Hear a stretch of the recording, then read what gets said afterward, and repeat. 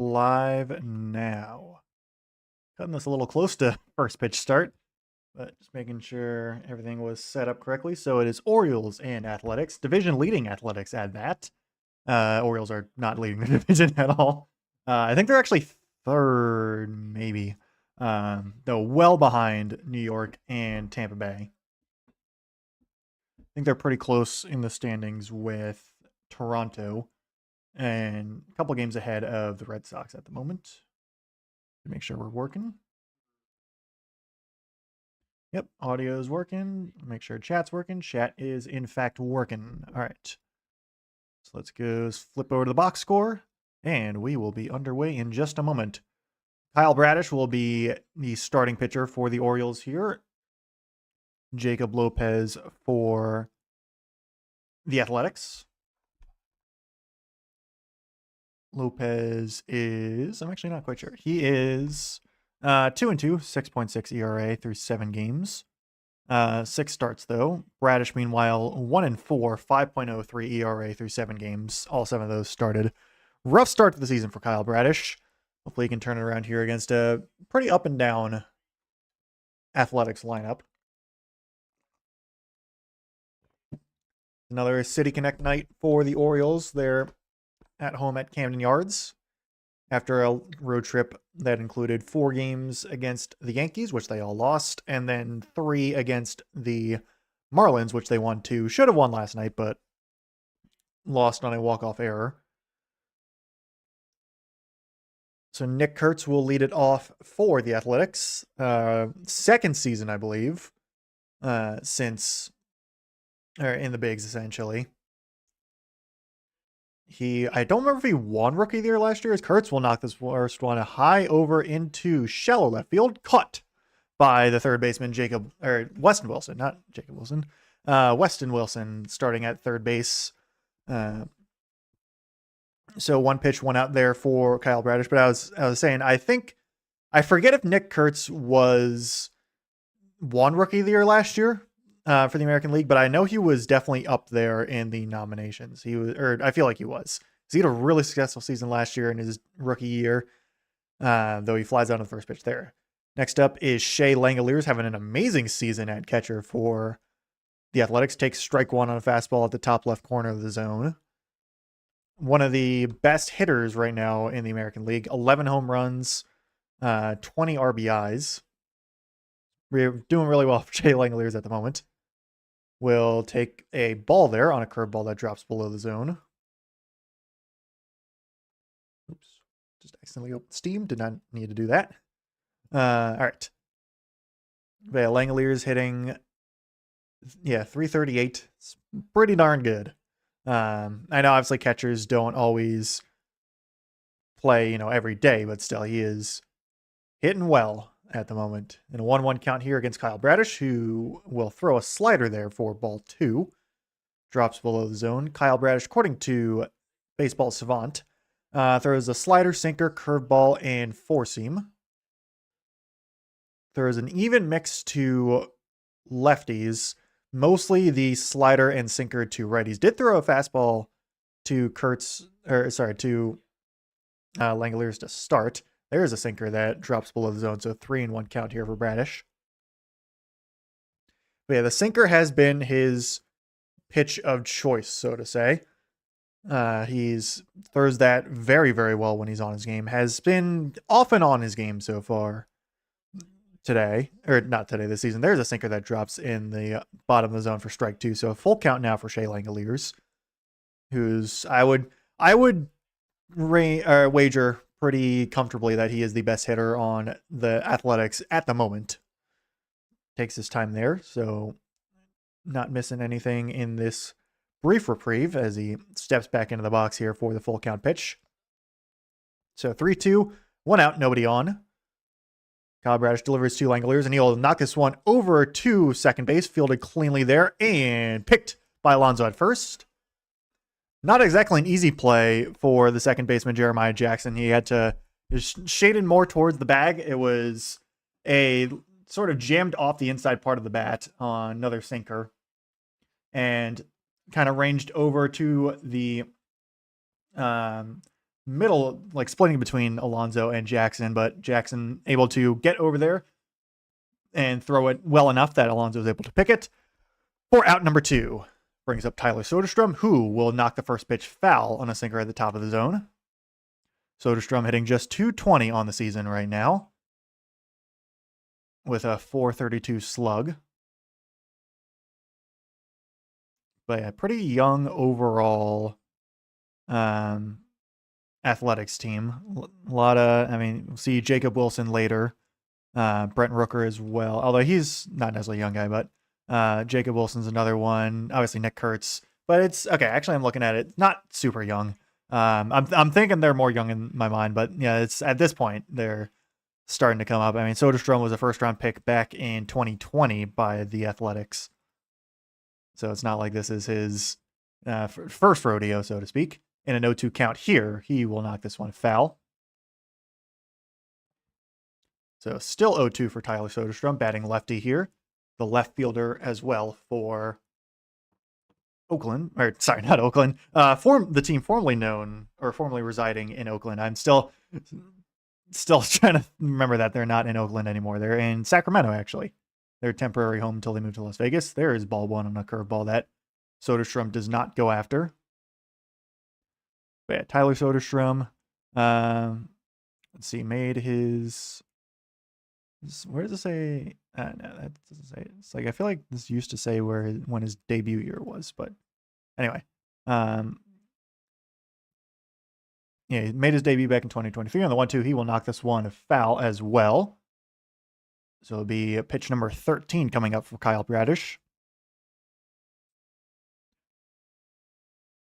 But yeah, he's 35 games played, 5 home runs so far, 20 RBIs. Scored 20 runs as well, has 1 stolen base on the season. Next pitch is just outside with a sinker. That is real close. But just outside for ball 2. Like, it might have clipped the zone. It was real close, to say the least. So 2-2 now for Soderstrom. Nobody on. 2 outs here in the top of the first.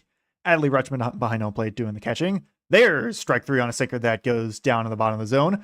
Soderstrom does not swing at it, so he is down looking for a 1-2-3 first inning for Kyle Bradish. Taylor Ward, Gunnar Henderson, and Adley Rutschman will be leading off for the Orioles in the bottom of the first inning. Henderson not having a great season so far. Does have, I believe, 9 home runs at the moment, but the batting average is obviously very low. On base percentage also very low. Struck out a ton so far this season, has Gunnar Henderson. But Taylor Ward and Adley Rutschman both playing well. So we'll see how it goes there.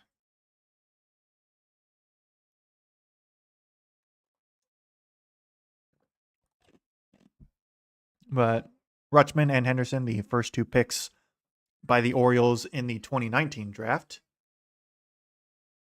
It's pretty successful right there. I believe their third or fourth pick was actually Kyle Stowers, who is now in Miami, who the Orioles just saw earlier this week. Was part of the trade package him and Connor Norby, the Orioles sent to Miami back in 2024 for pitcher Trevor Rogers, who is going to be returning very soon from the injured list due to a very, very bad case of the flu. So luckily it's nothing, not an actual injury. It's just, very bad illness. But Rogers took a second to remember his name for some reason. Yeah, Rogers will most likely not be pitching until like next week, I'd assume. It's like probably next Tuesday or Wednesday if he's coming off fairly quickly. Otherwise, it is Taylor Ward leading off. Most recently acquired from the Orioles over the offseason from the Angels in a 1-for-1 trade, sending over pitcher Grayson Rodriguez, who is unfortunately on the injured list at the moment for the Angels. Is a really good pitcher, is Grayson. He just cannot stay healthy. So Jacob Lopez, ERA is certainly not great. Throws ball 1 on not a fastball. Let's see. He throws a 4-seamer, slider, cutter, changeup, and sinker. Might have been a sinker that he threw out for ball one to Taylor Ward. So Lopez, the lefty, Taylor Ward, righty. Ward just one home run on the season, which is still kind of strange. But he is an on-base machine at the moment as he fouls that four-seamer back for for strike one, sorry. But yeah, Wilson throws a lot of four-seamers and a lot of sliders to lefties. Throws the slider a lot less to righties. Throws a good mix of everything to righties. Ward will foul this one away as well. That one was in the zone. Looked like that might have been a cutter. Not sure why it says FC for cutter. It's just maybe it's fastball cutter. I don't know. Baseball savant, you do you.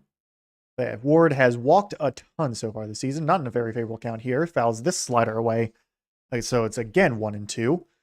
But again, Ward he's been able to get on base. The batting average is pretty good. 278. It's gone down slightly, but the on-base percentage, really good. Leads the team. I mean, he's tied with Weston Wilson, but Weston Wilson's played in like 6 or 7 games at this point. Ward playing basically everyone. Takes ball 2. This is going to get overturned. We get a challenge there from Shea Langoliers. Is going to get overturned to strike 3 from the looks of it on a slider that just clipped the inside part of the zone. So Ward's going to be going down looking.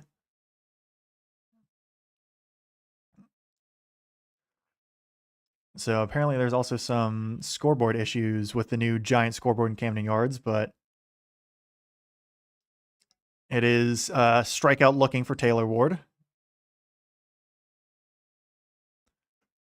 So Jacob Lopez gets his first out of the inning first out of the game with a strikeout on the slider. Brings up Gunnar Henderson, who has struck out a lot. You see him play every day, but has historically struggled a good bit against lefty pitching, so we'll see how he does here. Did not have a good road series at all. Just looking to haven't seen too many doubles from him. He grounds the first pitch over and foul. Hard hit, but just down past the first base line and foul. So we'll see what happens with Gunnar here. In the 0-1 count at the moment. Does have 9 home runs and 20 RBIs, but just batting .201 for playing basically every single game so far. He's missed, I think, 1. That was just he was taken out of the lineup there. Swings through a slider there below the zone for strike 2.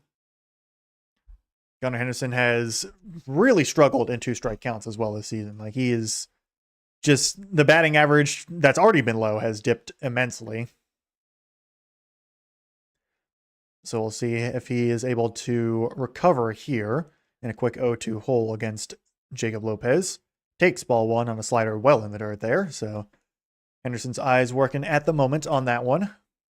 But, for the good that the Orioles have had over the past couple games for the batting, Taylor Ward's still doing well. Adley Rutschman's been doing well. Pete Alonso started to do better. Henderson has not been able to catch up there. Does take another slider low for ball 2. So hopefully with the return trip home and then eventually a day off after this 3-game series against the Athletics, can start to see Gunnar Henderson start to turn around things as we get to May. Well, we're in May now, but as we get to the inner stretch of season, he fouls that cutter off that was above the plate, so we're going again at 2-2. But he's hitting currently .074 batting average with 2 strikes at the moment this year, and a 278 OPS. While in 0-1 strike counts, he's hitting 358 according to the Masson graphic. Will foul tip, but not caught by Shea Langoliers, so Gunnar Henderson stays alive there. Just barely. But yeah, for whatever reason, Gunnar's just struggled a lot with 2-strike counts so far this season. Has been battling here against Lopez on the 12th pitch coming up from the lefty. Henderson will knock this one foul again behind home plate. That was a 4-seamer. Not a pitch Wilson usually, that is the pitch usually. It's the sinker that he usually doesn't throw. That is the pitch he usually throws to lefties. Never throws the changeup so far to lefties. Don't think I've seen it all. Next pitch is fouled away again. There's a 4-seamer in the hands. So good battle between Lopez and Henderson. It's been sliders, four-seamers, and a singular cutter in there, which is the usual split for Wilson, or not Wilson, for Lopez against Henderson. Next pitch is taken for ball 3 and a slider below the zone. So that is 3 sliders below the zone that Henderson has not swung at.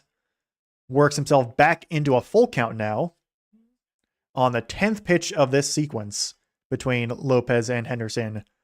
Full count here. Next pitch is outside for ball 4. Henderson will flip the bat back over to the dugout and take a 1-out walk. Very well-earned walk there for Gunnar Henderson. He is the first man on base for either team. We'll bring up Adley Rutschman, who did not have a great series in New York. Was hitting really well before that. Had a decent time in Miami. Better time in Miami, for sure. So we'll see if he can continue it there. So it's got to feel good for Gunnar, though. He is chased back to first base on the pickoff attempt. Henderson has been picked off a couple times so far this season, but that one was kind of just half-hearted. Making sure he's staying there because Henderson is speedy. Rutschman hitting .313 on the season. Did spend a little bit of time on the injured list, so he's not played a full season so far. But when he's been hitting well. Takes strike 1 on a fastball in the zone, as Adley is usually one to do. He usually tends to take the first pitch.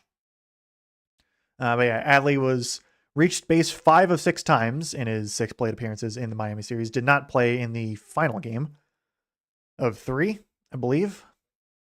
Next pitch is knocked up and away and foul on the four-seamer. But Adley batting righty at the moment. Adley a switch hitter. I feel like he's been a bit more successful from the left side, but he's been hitting well, honestly, from both sides. I feel like I've seen a bit more power from the left side, but you know, both sides he's been hitting well. Adley 0-2 count here. Probably still pretty relaxed in this, so far, bounce back season for Rutschman. Henderson lingering on first base. Lopez stares him down. Now delivers to Rutschman, who takes ball 1 on a slider in the dirt. So a couple of these sliders from Lopez so far have not been super competitive, and the O's have been wise to them so far.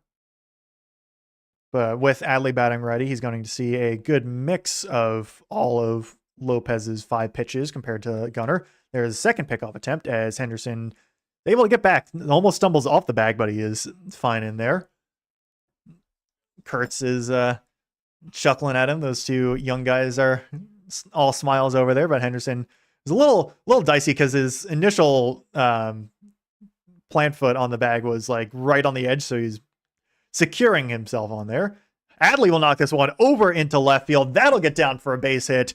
Henderson is over to third base, and he will be in. Adley's ranging. Nope, he's going to hold at first. That is a nice single there for Adley Rutschman over into left field. Runners at the corners with just 1 out. Brings up the hot-hitting Pete Alonso at the moment. Had a couple home runs in that series in New York and has also been hitting well in Miami. Got really unlucky on a couple at-bats in the game yesterday, but Adley with a nice liner over into left field. No chance for the left fielder Soderstrom to get there. And Gunnar Henderson was off and running, so he was into third base easily. So Orioles with an early opportunity here against Jacob Lopez. Alonso takes strike 1 on a four-seamer. But Alonso hitting just .225, but got off to a really slow start, has been hitting better as of late. We'll see if he's able to knock Henderson home. Maybe Adley as well, depending on how well he hits. Has 7 home runs on the season, 21 RBIs. 0-1 here to Alonso is knocked high in the air, but that is not going to get out of the park. Shallow left field. This is fielded by the shortstop, Jacob Wilson, and Henderson will not try to test him. Wilson, and would have been interesting to see if Henderson tried to go, but I think it was a wise decision not to. Just too high up in the air, too shallow to try and make it a sac fly. Brings up Tyler O'Neill, who has already spent some time on the injured list, unfortunately. O'Neill struggled with injuries a lot, hitting just .200, has 1 home run. It's been in the batting lineup more regularly as of late with the struggles in the outfield from some of the Orioles, mainly Colton Cowser. Leody Taveras has kind of usurped Colton Cowser in center field. O'Neill will ground the first pitch over to Jacob Wilson at short. He will throw out Tyler O'Neill at first. The O's get 2 on, but strand both of them, as we will remain scoreless heading into the second inning. So unfortunate there for the Orioles. Kind of what they did a lot in the final game against Miami yesterday. Left a lot of guys on base. But it's good to see that the Orioles offense is at least producing so far in the sense of getting hits. Just need to start converting some runs.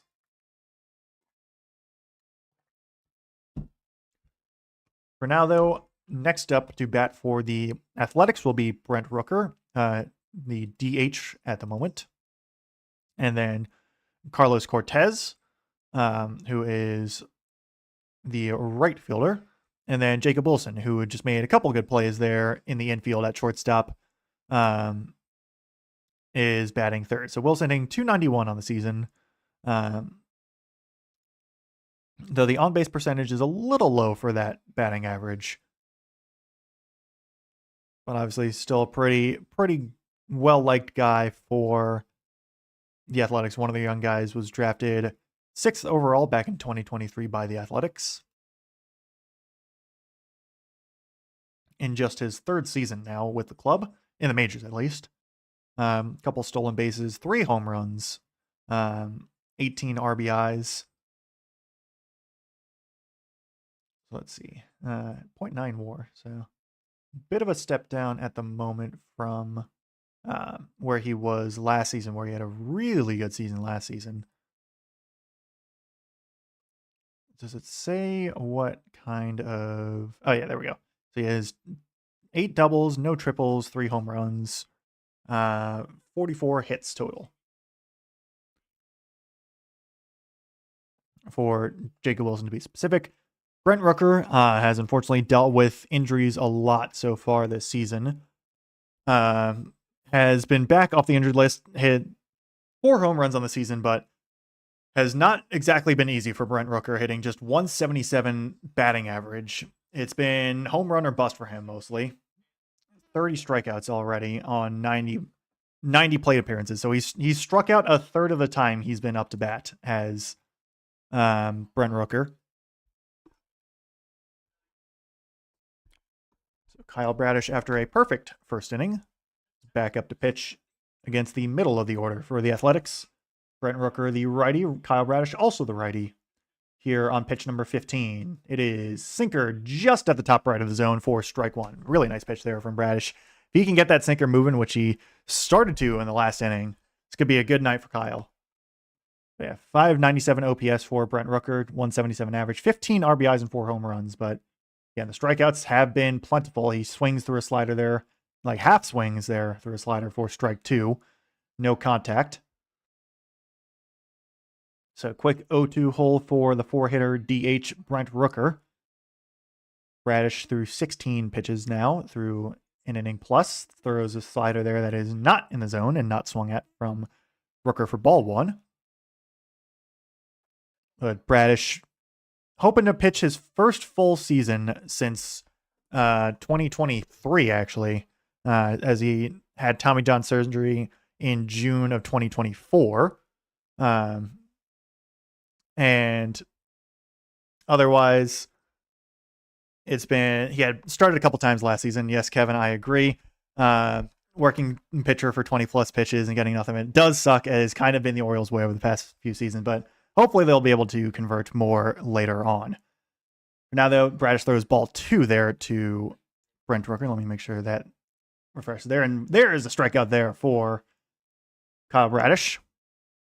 Rooker swings through a sinker there for strike 3. It's at the top of the zone there. Nice bit of work from Bradish. That sinker also did not look like it moved all that much. Like that was pretty dead on, and Rooker was just out in front of it from the looks of it.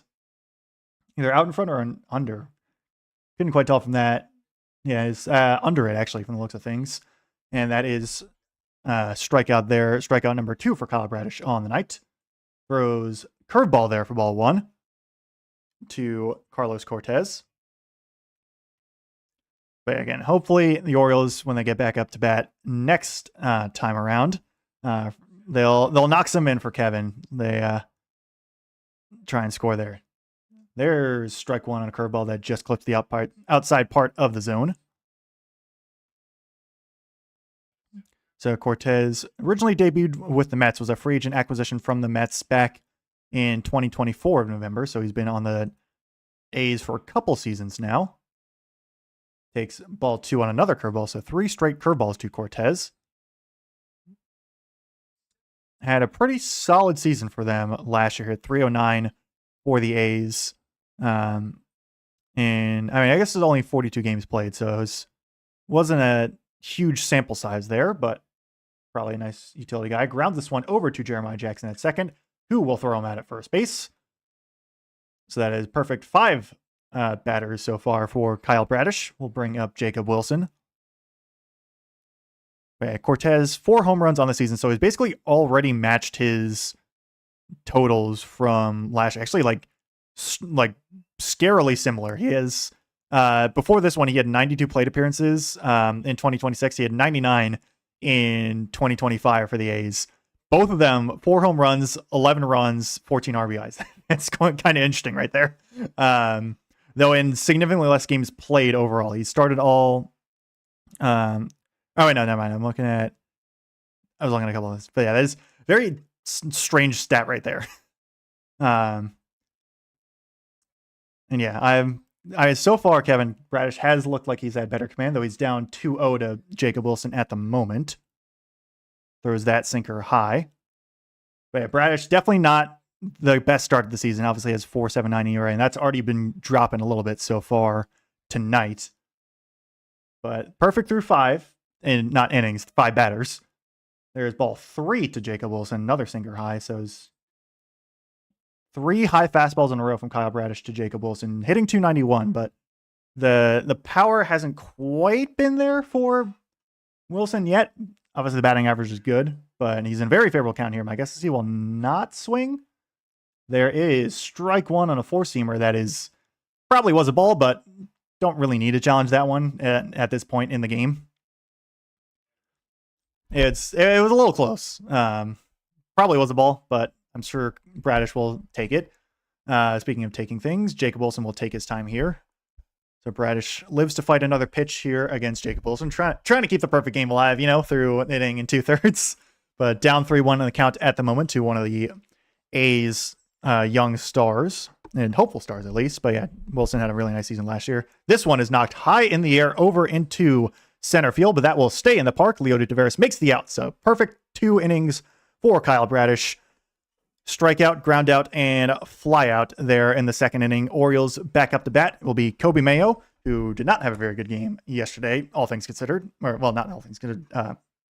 It's a really bad game for Kobe Mayo, unfortunately. But he is DHing tonight. It'll be him, Leody Taveras, who just made the out, and then Jeremiah Jackson, who's been pretty busy on the infield so far. So Mayo hitting 167 on the season, does have a couple home runs. He heated up a little bit a couple weeks ago and then cooled off again. Has largely been playing third base due to Pete Alonso manning first base most of the time. Basically all the time. I think I've seen Alonso at DH like twice this season. Maybe once, maybe twice. And usually I want to say Kobe Mayo's filled in at first base maybe once this season. It's been largely third base for Kobe. Obviously hitting DH tonight. He's got a lot of power to his bat. Big righty, but the swing has not been there yet. And yeah, A's have certainly been... honestly, A's have already started me catching fire. Given how the dismal state of the American League right now, Kevin, they're 19-18 is pretty good for how dismal the American League is. And I mean, the A's, they're leading their division right now. It just kind of shows how bad the American League is as a whole. Like I think it's still only like 2 teams. It's the Yankees and the Rays are the only 2 teams in the American League. And I guess also the Athletics, the 3 teams that are above 500 at the moment. But yeah, the A's, just in time for their move to Vegas in whenever it's going to happen. I don't know, like next year, year after, whenever. They're starting to get better. Obviously, Oakland fans are not too happy about that, given the poor financial responsibility or decisions, whatever you want to say, from the A's owner, who I want to say is Bob Melvin, but I could be completely wrong. But yeah, the A's starting to look better now. I don't know where I got my moment from. So anyway, Kobe Mayo will take ball one. Athletics owner, because I do not remember who the owner is. John Fisher, that's who it is. There we go. Thank you, Google. But yeah, obviously it's like spending money right after the A's move out. Get signing Luis Severino. There's strike one to Kobe Mayo. But yeah, the biggest contract that A's gave out was immediately after they made their move or immediately after they left Oakland. Was rough for A's fans, I assume. And yeah, Tampa Bay, they've been playing really good baseball at the moment, Kevin. They're like really, really good. There's a swing and a miss from Kobe Mayo on a slider. But I forgot to check. I forgot to check last night's score for Tampa Bay, but like their pitching staff for the past like 2 weeks straight has pitched basically 3 runs or less for them. It's kind of crazy. And they're keeping pace with the Yankees right now. We're also playing really good. There's a strikeout for Kobe Mayo. Swings on a couple sliders and misses them. So that slider below the zone working there for Jacob Lopez to get Kobe Mayo. My guess is at this rate, we'll probably see Mayo go back down to AAA given his performance and the crowdedness of the Orioles infield. And, just could see that happening sooner rather than later. Same with Colton Cowser if things do not get better. First pitch to Leody Taveras is low with a slider there for ball one. Leody's been a very nice bright spot for the Orioles. Basically just took over the center field position from Colton Cowser. Obviously, Cowser's not been hitting well so far at all this season. But Leody's been a really nice find. Defensively been pretty good. The bat's been really good as well. Takes strike one on a fastball there in the zone. But it's former Texas Ranger was, I want to say he was a rookie when he might not have been a rookie when they won the World Series, but he's on the Orioles now. That was close. Ball two on a cutter at the top left of the zone. Could have been challenged for a strike. Would have been really close either way. One of those right on the edge pitches. But it was on Texas from 2020 to 2024. Might have been on there 2025 as well, but not for the full season. Takes ball 3 on a slider low, so he's in a nice count here, 3-1.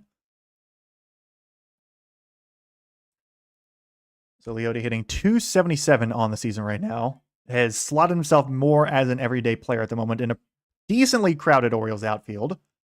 Knocks this one high in the air. That will not get out of the infield. And that will be caught at first base by Nick Kurtz for out number 2. And yeah, I agree, Kevin. I love Colton Cowser just as a guy because he's very funny. And he obviously has a lot of power. The April 2024, I think is when it was, when he really just kind of rocketed him into AL Rookie of the Year contention back then. He was really good. He can hit fastballs well. He just cannot hit a changeup or any sort of breaking ball, unfortunately. I don't know what it is. I mean, I never really played baseball past pitching machine level, so it's not like I could tell the difference between a fastball and a changeup behind the plate, but these are, guys in the major leagues. They should probably be able to discern the difference as Jeremiah Jackson takes strike one. Another guy that the Orioles, I mean, he's one that played for them last year for the Orioles. Jeremiah Jackson did. Brought over from the Mets, debut with the Angels, swings through a slider there for strike 2. But Jackson's been a nice guy to, infield guy, has a couple grand slams as well. It's been a really nice find here for the Orioles in 2026. In an 0-2 count here, we'll take ball 1 on a slider there. So Jacob Lopez, after a rough first inning where he does get out of it, is having a much better second inning at the moment. Though, however, always got to mention this, that the Orioles have been hitting well with 2 outs, no matter what. Not always the case, but feels like when it gets to 2 outs, then the Orioles offense starts to light up. Ball 2 there to Jeremiah Jackson, and yeah, Jackson, he's been one of the better hitters for the Orioles overall. There's stretches. There's certainly stretches where it's rough. Like this past week, it's been a bit quiet for Jeremiah, but overall, it's been much better than I think people were expecting. Ball 3 there to Jeremiah as well on a slider that is well outside the zone. So now worked it from a 1-2 to a 3-2 here, did Jeremiah. So if he were to reach, it would be Weston Wilson, the 9-hole hitter. at bat, but that would have to be a big if here, as Jackson will foul this one off of the face mask of Shea Langoliers. So we will go again for the full count. Yeah, Weston Wilson, another rotational guy, more of a bench player, playing third base here. Not surprising that Kobe Mayo is not getting the start at third base, given that his error, game-losing error last night. There is a swing and a miss, though, for Jeremiah Jackson, so he goes down. And that is end of the second inning there for the Orioles offense, unfortunately. So going to have to wait a little bit more, Kevin, for some offense. But my guess, no Blaze Alexander tonight because I think the lefty-righty matchup, I'm assuming. Although I guess because he's also a righty batter. I guess just day off for Blaze Alexander then. I don't know. Just getting Weston Wilson in, whatever it is, matchup numbers, who knows, just maybe an off day. But yeah, and I would leave with the way Taylor Ward's been batting, Kevin, at the moment, and just seeing just being at the plate, him being the leadoff spot is good because even if he's not the speediest guy, I think the idea with Henderson is that he hits a lot of home runs, obviously, the ideal world, but he'll get singles or doubles or he draws walks and whatever. You got the speed on the base for Gunnar at the leadoff spot, but with how Gunnar Henderson's not been hitting right now, I could certainly see him getting moved down the order.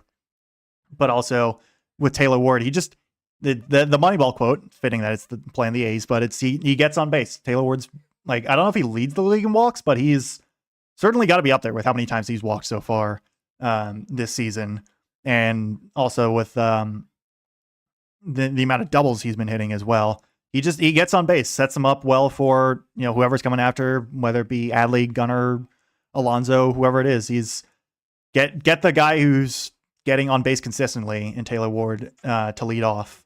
I like that better than putting Gunnar in the leadoff spot. I would certainly agree there.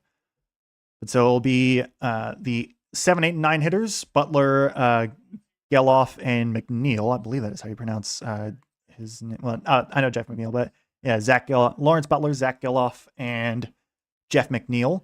McNeil was recently brought over from the New York Mets in a trade, actually, back in the offseason when the Mets started to blow up their old core from the the late 2010s. And I know a lot of Mets fans were not happy about that, but it was kind of time. McNeil, Pete Alonso, obviously, and Brandon Nimmo as well. They all left. First one grounded over to shortstop. Gunnar Henderson shaded behind second base. Throws Butler out on one pitch. So I don't even really get a chance to talk about Lawrence Butler, really. He's hitting 179 on the season and grounds out on the first pitch there. So 7 straight, 7 up, 7 down here for Kyle Bradish to start the game. So first 2 1/3 inning for Kyle Bradish has been very good. Certainly a bounce back through those starts so far, but obviously things can change. Not going to, say anything definitive at the moment. Geloff shows bunt briefly, takes strike 1 on a sinker there, hitting 269 on the season. One of the higher slugs for the team, at least listed there, was a second-round pick in 2021 by the Athletics. The 0-1 here takes inside on a sinker that runs well in there. Has a triple, 2 doubles, 14 hits and 57 plate appearances, 11 runs scored, 10 RBIs, 2 stolen bases, 3 home runs. Struck out 14 times, so it's not a huge strikeout guy, but again, not the biggest sample size here. Fouls this sinker off of the ground there for strike 2, sorry. So 32 pitches for Kyle Bradish through 2 1/3 plus a couple extra to Zach Geloff here. 2 strikeouts as well so far for Bradish. This game is still scoreless at the moment. 13 balls to 19 strikes. Next pitch is swung on a miss. Strike 3 on a curveball. Gets Geloff swinging. So perfect 2 2/3 now for Kyle. Brings up Jeff McNeil, again the former Met, hitting 309 on the season. Don't know how many games McNeil has played, if he's played on all the games so far. Let's see. Looks like he's got 125 plate appearances, 34 hits, 8 doubles, no triples, 1 home run, 9 runs scored, 12 RBIs.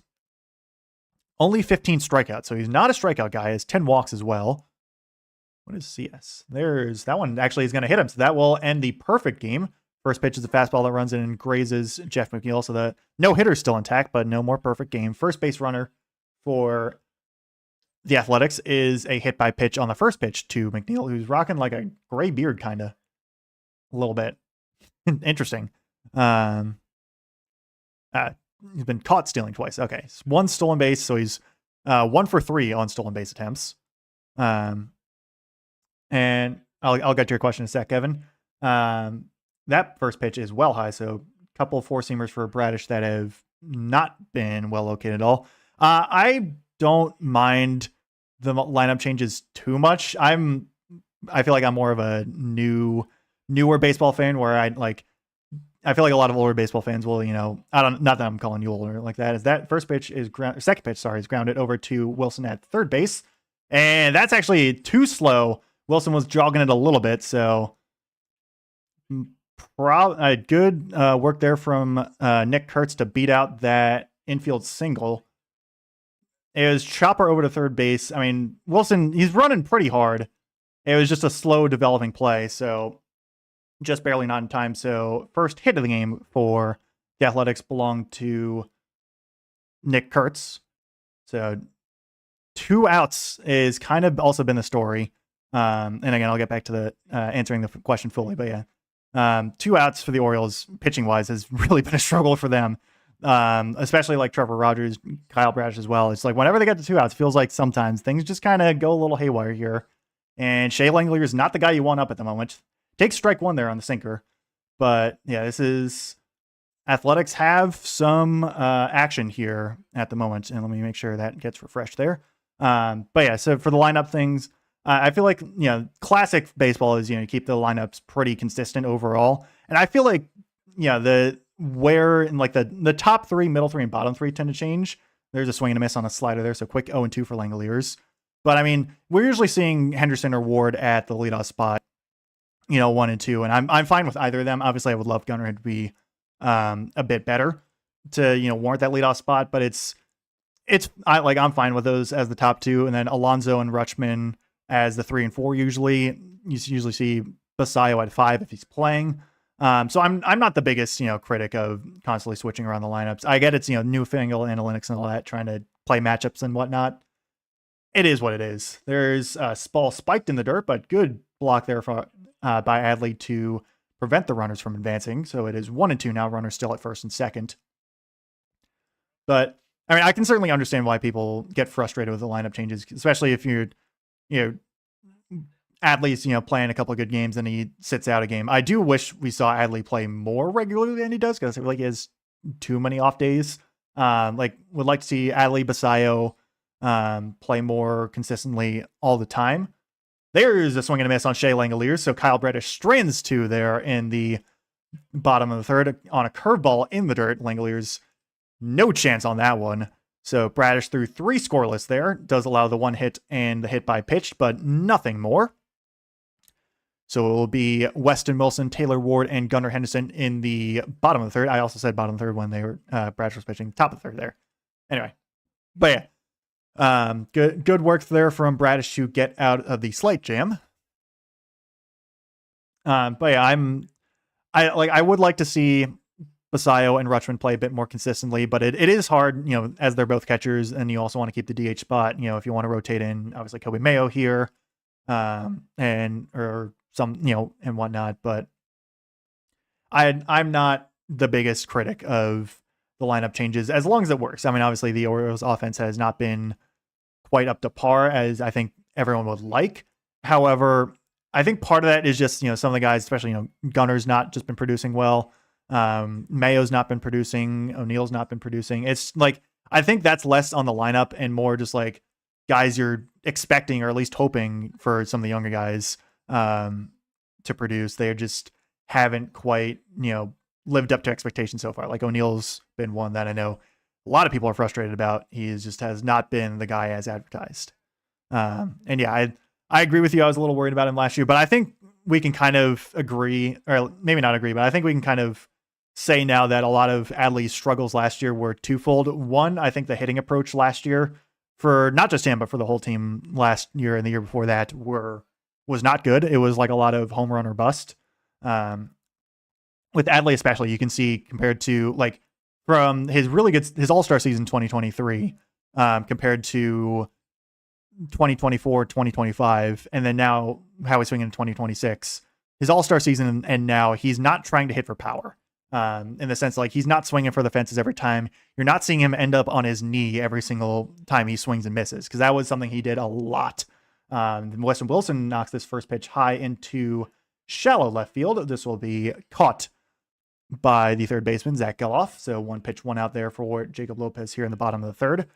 Up through 39 pitches now.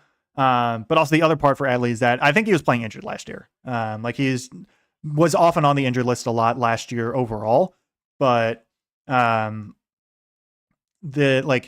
you could tell he wasn't quite himself last year. And obviously he did have the one injury this year, but really most of this season so far, and especially now that he's back from the injured list as Taylor Ward takes strike 1 on a 4-seamer. But like in the past, 2 weeks that he's been back from the injured list, Adley has looked like the Adley Rutschman we know and love, because he's hitting well. The plate discipline's good. The bat swing's good. He's not trying to do too much. And he doesn't need to hit 30 home runs. You got Gunnar and Alonso and what that. And like Adley's been the guy to, get on base with a walk or just hit a really clutch double. And Adley's been really good at, hitting doubles so far. There's ball 2 to Taylor Ward on a changeup. And yeah, Kevin, I definitely agree. It's you don't need Adley to be your power hitter. You've got a power hitter in at catcher now in Samuel Basayo as well. Like you don't need Adley to be the guy trying to swing for the fly court. He's the guy who's just going to get on base with a double. Should have been ball 3. Taylor Ward probably should have challenged that. It maybe clipped the zone, but it's strike 2 on a fastball that just clips the top left. It's really close. It's been one of the ones where it's like at half an inch off the plate, maybe. Ward will just barely stay alive on that slider. Gets a piece of it on the swing. Good work there from Taylor to stay alive. But yeah, there's really nice sunset over there in Camden. It's just been a really good day in the Maryland area. But yeah, Lopez has been trying to get Ward down here in the 2-2 here. Ward will look at ball 3 on a slider below the zone, and Ward has just always seems to find himself in a 3-2 count. Just every time. I don't know why. Ward just lives and dies by the 3-2 count. He's in one here now. And will swing through a cutter there for strike 3. So a pair of strikeouts now from Taylor Ward, who's last couple of games haven't been quite up to the standard he set early on. Has struck out a decent bit. That was just a good cutter that Ward was over top of. Kevin, I've been watching the Orioles technically my whole life. So for over 20 years now.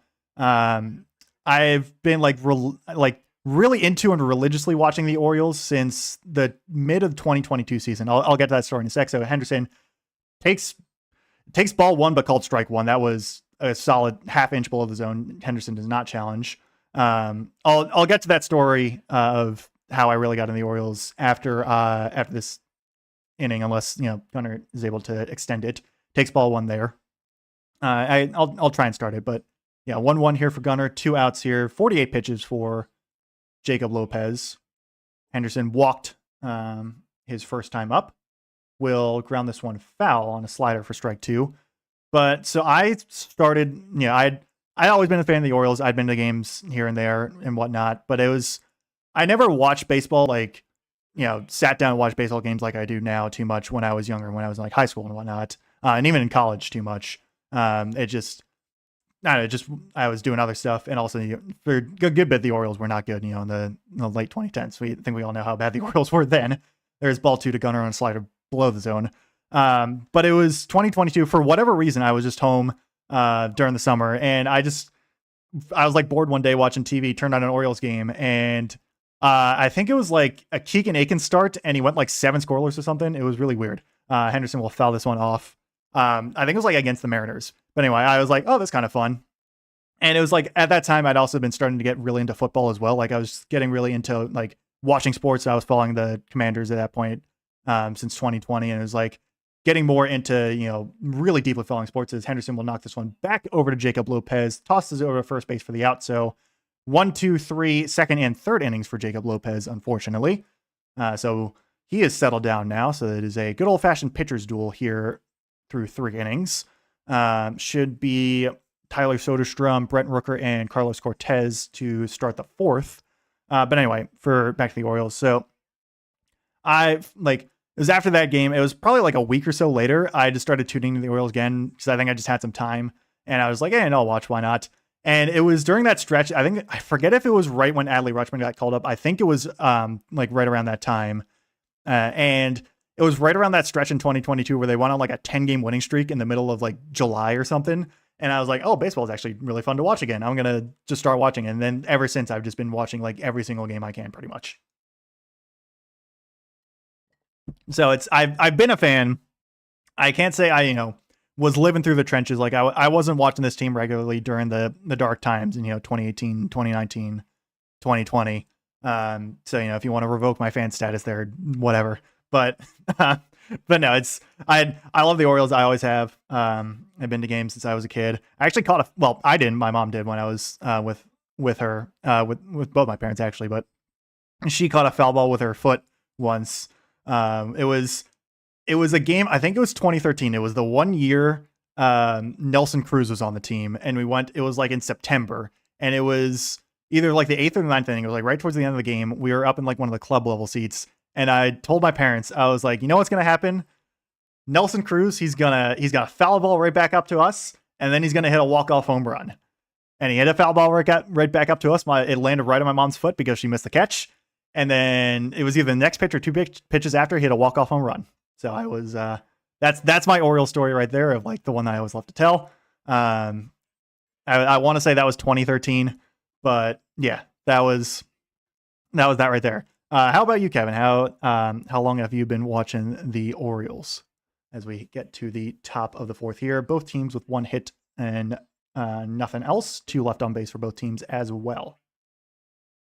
So Soderstrom, the lefty, up to bat here against Bradish, the righty. Soderstrom 0 for 1 on the night so far. Swings through a curveball there for strike number 1. So Bradish, outside of the 2, the slight traffic, and really one of them was just a hit by pitch, and then hit by pitch and infield single. Outside of that, it's been perfect for Kyle Bradish so far. A couple strikeouts. There is a curveball there that Soderstrom does not swing at. So 42 pitches now for Kyle Bradish. So 40 pitches through 3 innings for Kyle. Scoreless as well. So it was really starting to bring down that ERA. Since it's sitting around 5 to start this game, already started to bring it down. That is a sinker called strike 2. Might have been a little bit outside, but it was called strike 2, which certainly take for Kyle Bradish. So in a 1-2 count here against Tyler Soderstrom. Now hitting .218 for his batting average. The 1-2 is swung on a miss. Curveball there. So a couple strikeouts on the curveball for Kyle Bradish at the moment. Has been it's been working so far for Bradish in a nice start so far. Been that's at least 2, if not more, of the 5 strikeouts for Bradish have been on that curveball, which I feel like he doesn't throw a ton. It's more of that sinker and slider. But yeah, if the curveball's working, certainly throw it. Definitely throws it a lot more to lefties than to righties. There is strike 1 on a sinker right in the middle of the zone to Brent Rooker, who's 0 for 1.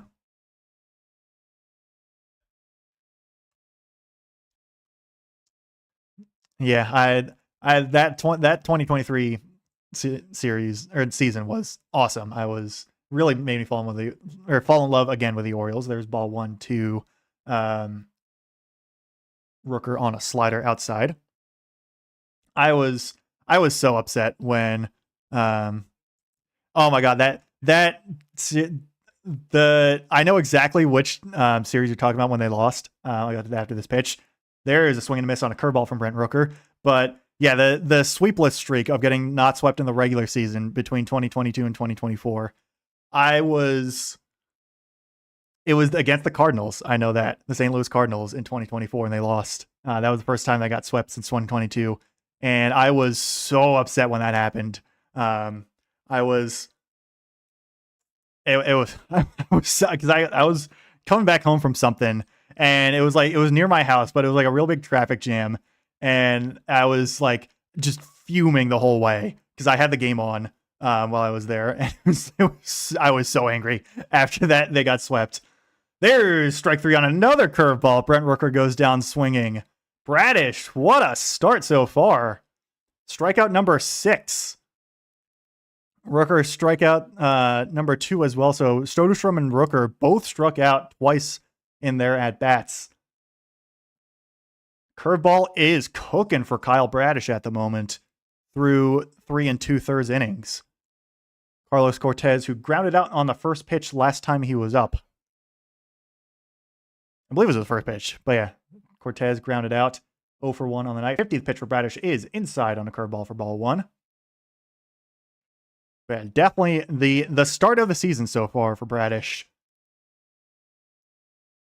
Really needed that too, since obviously Orioles were hoping he was going to be a lot better early on, but if he can batten down the hatches a little bit and find his groove here as we go. That one is hang on a minute. So check swing from Cortez. The bat falls in half, and the ball basically lands right at Weston Wilson's feet, throws him out easily for out number 3. I've never seen a check swing cause the bat to just completely, like, it didn't even look like it flew off. It just kind of fell off. Like the ball hit like right up by the handle pretty much, or like right where the bat starts to get skinnier. So that, that is part of the reason why it, the reason why it gets sheared off. But it was like, just watching it is like, oh, there goes the bat. And the ball I thought it was going to be a foul ball actually, but it was just plopped right into the feet of Weston Wilson. Very easy out number 3 there for Kyle Bradish. He's through a perfect third there with a couple strikeouts. That's not one you see every day, but that was like a sinker right in the hands that Cortez swung at and got him out right there. Yeah. I mean, I've seen like broken bats happen because of that before, but like usually I feel like when you see that kind of swing, the ball has a bit more action to it. Instead, it was like the laziest little dribbler over there to Weston. And I'm sure Bradish is not going to complain because it wasn't even like a shatter. It was just like the bat just kind of fell off like it was a Lego piece. It was really funny. And it completely derailed my thought process as well, what I was talking about before. But yeah, that'll do it for the top of the 4th. Still scoreless here, and will be should be Rutschman, Alonso, and O'Neill. So 3, 4, and 5. The heart of the order, so to speak, for the Orioles and the guys you'd like up to bat.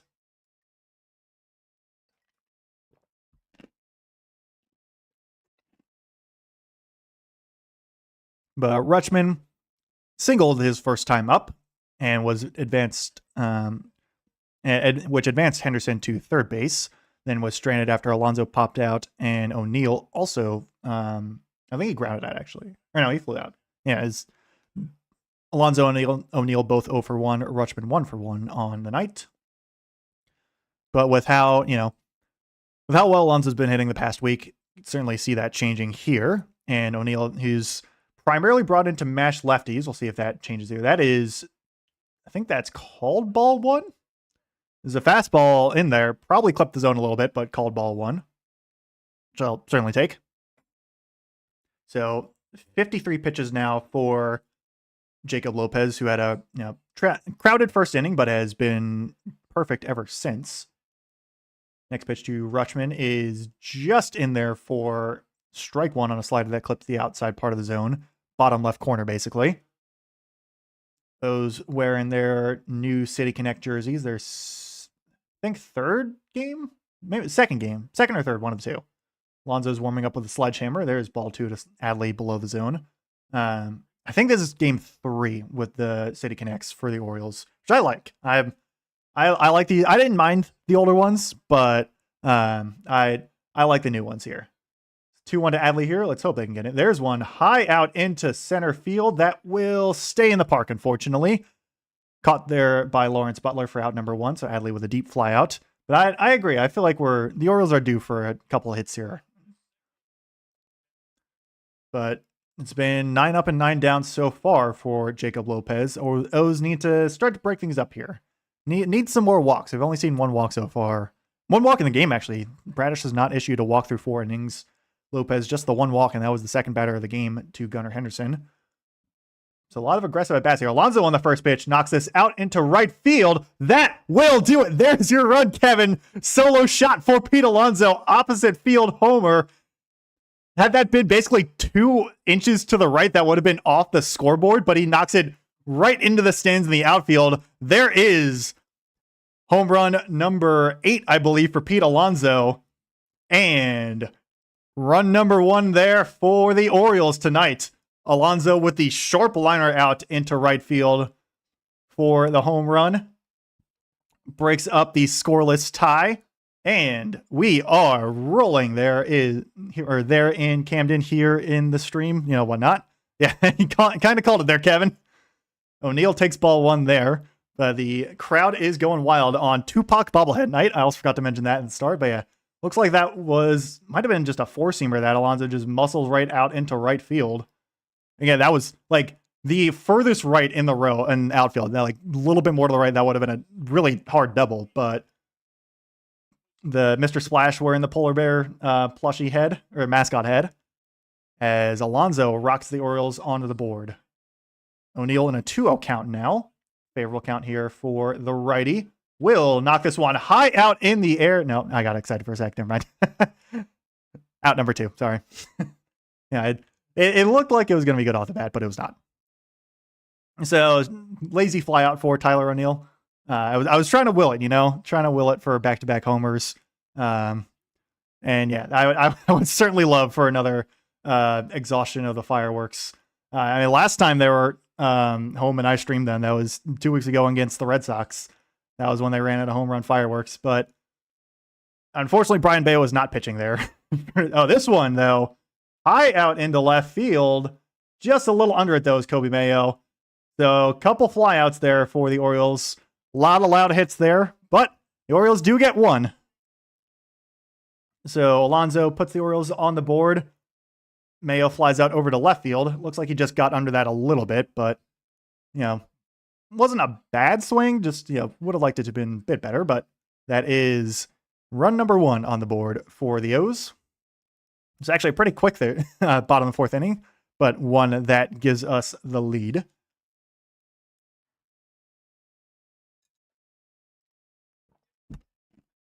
And so it will be Jacob Wilson, Lawrence Butler, and Zach Geloff up to bat. All of them 0 for 3. It was basically right before this. Those 3 were the last ones Bradish got out before he ran into that traffic with McNeil and Kurtz. Geloff, strikeout victim already. Wilson and Butler. Butler had grounded out on the first pitch. Wilson, I think, battled a little bit more. Yeah, good work there from Pete. As I said, and as it's kind of been, he's been hitting well the past couple weeks, or past week and a half, I'd say. Well, Munetaka Murakami has a home run as well. I'm so glad I picked him up in fantasy. He's been insane. And I'm playing against Kurtz and Soderstrom. They have -1 combined between them, so I'll take that.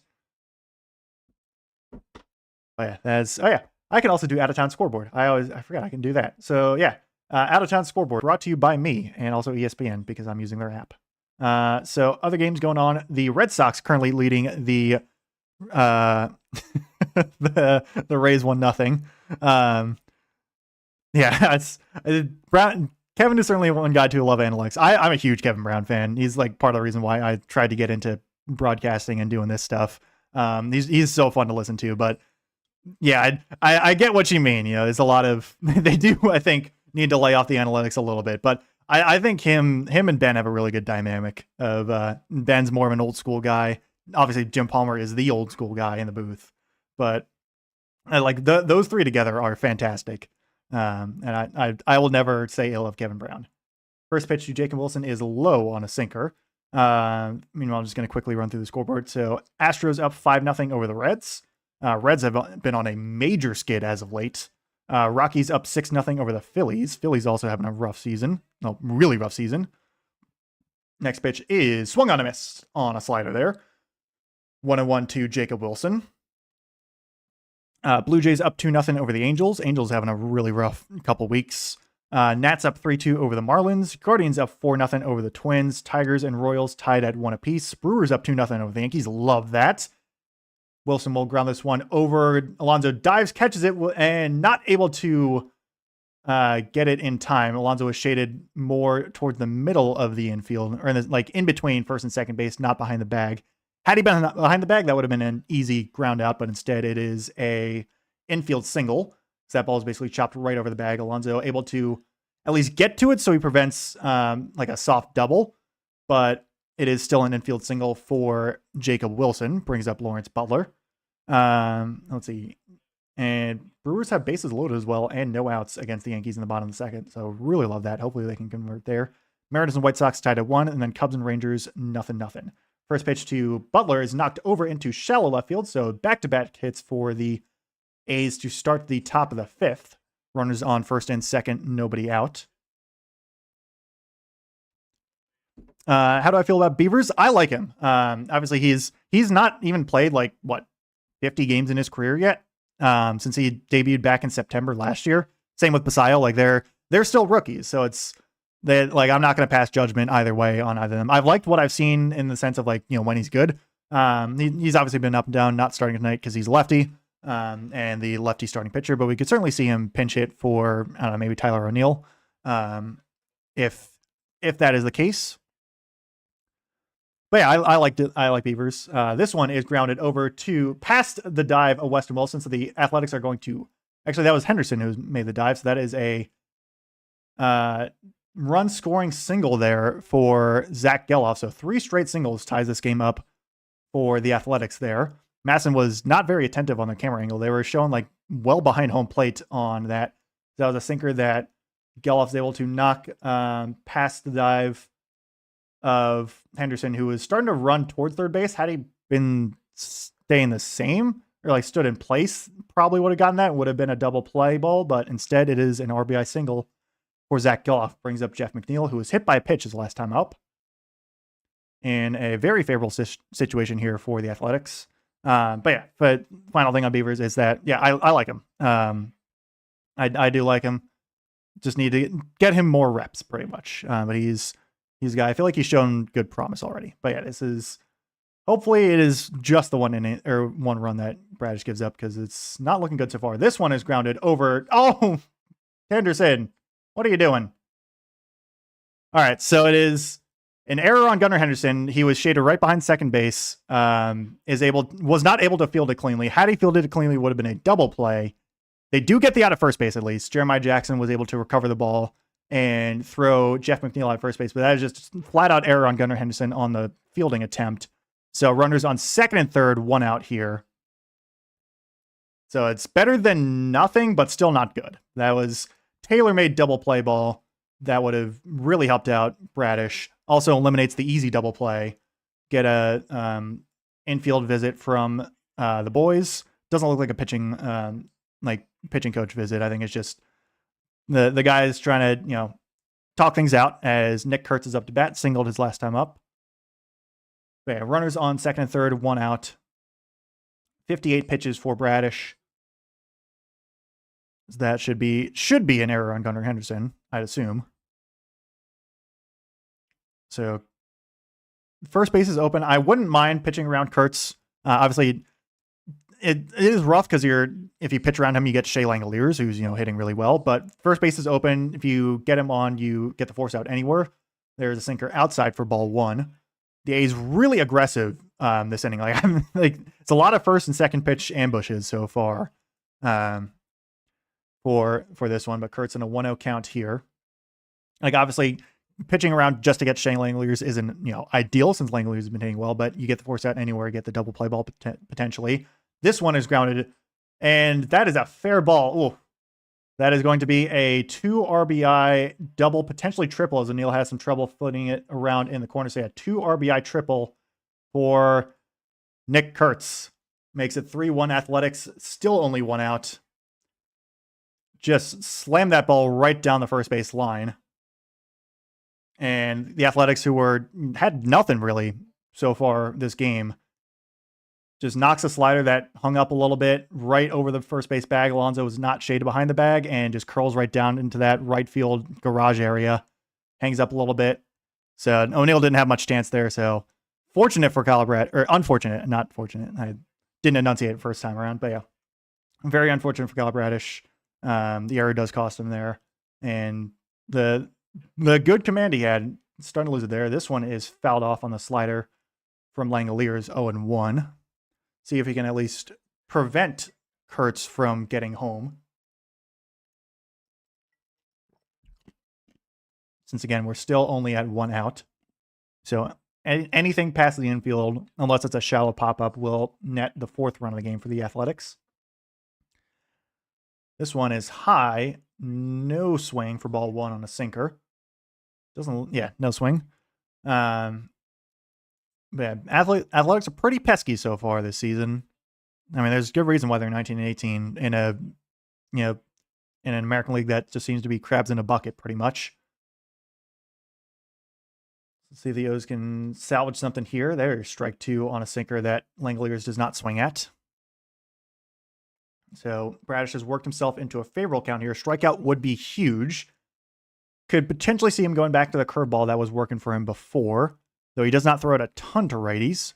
Did get Langoliers swinging on that curveball last time out. And yeah, Orioles defense I don't know what's been going on with their defense this season, but it's not been good. It's not been just really sloppy. So hopefully they can figure out some way to change it. This one is swung on a miss on a sinker up the top of the zone. Nice pitch there from Bradish. Huge strikeout there because that eliminates the sac fly.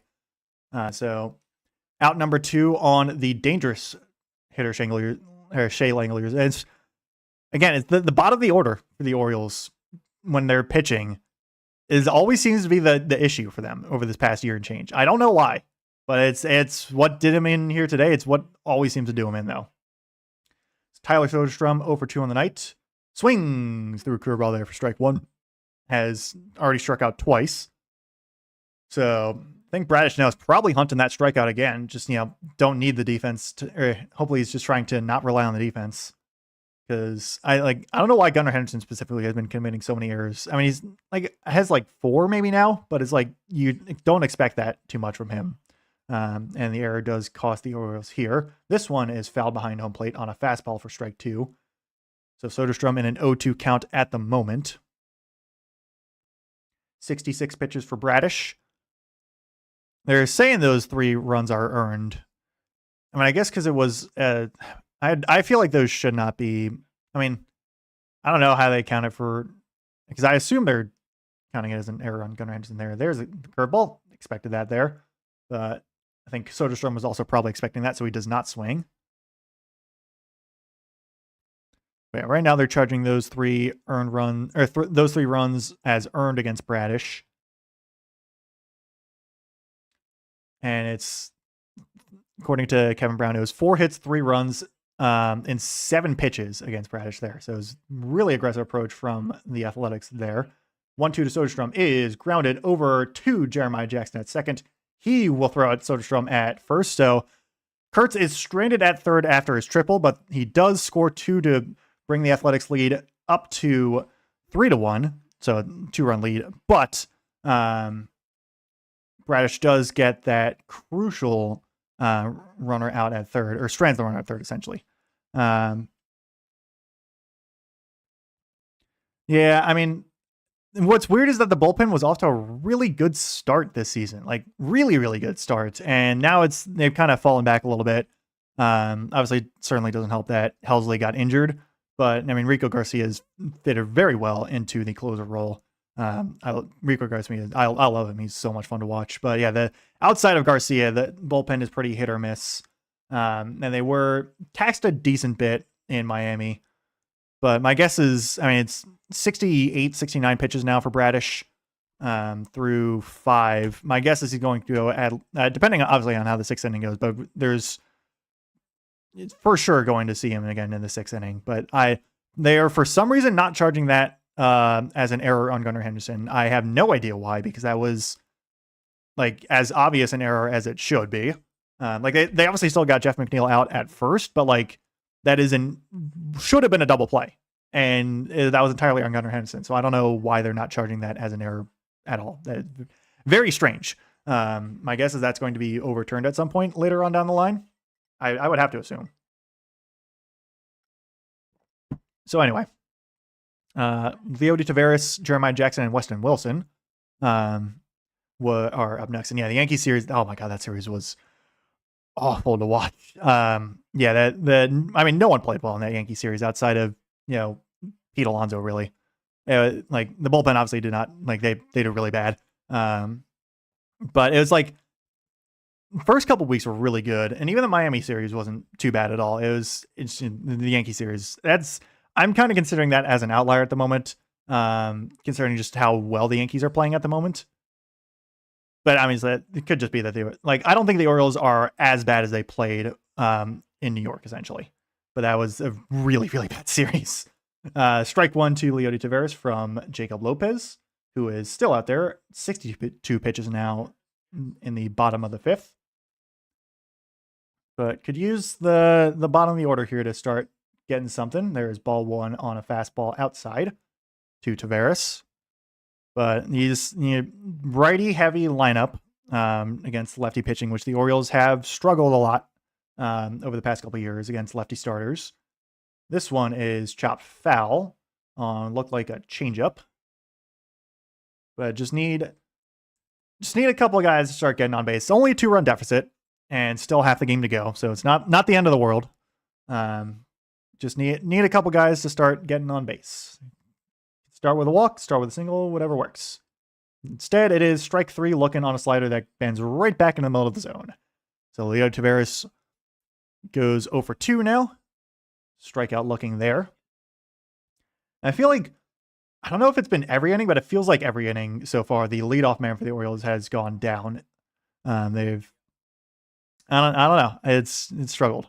Yeah, the Orioles, I agree. They do tend to respond pretty well. It's like, problem is their bats do tend to respond pretty well to when they get roughed up, but then the pitching does the exact opposite, I feel like.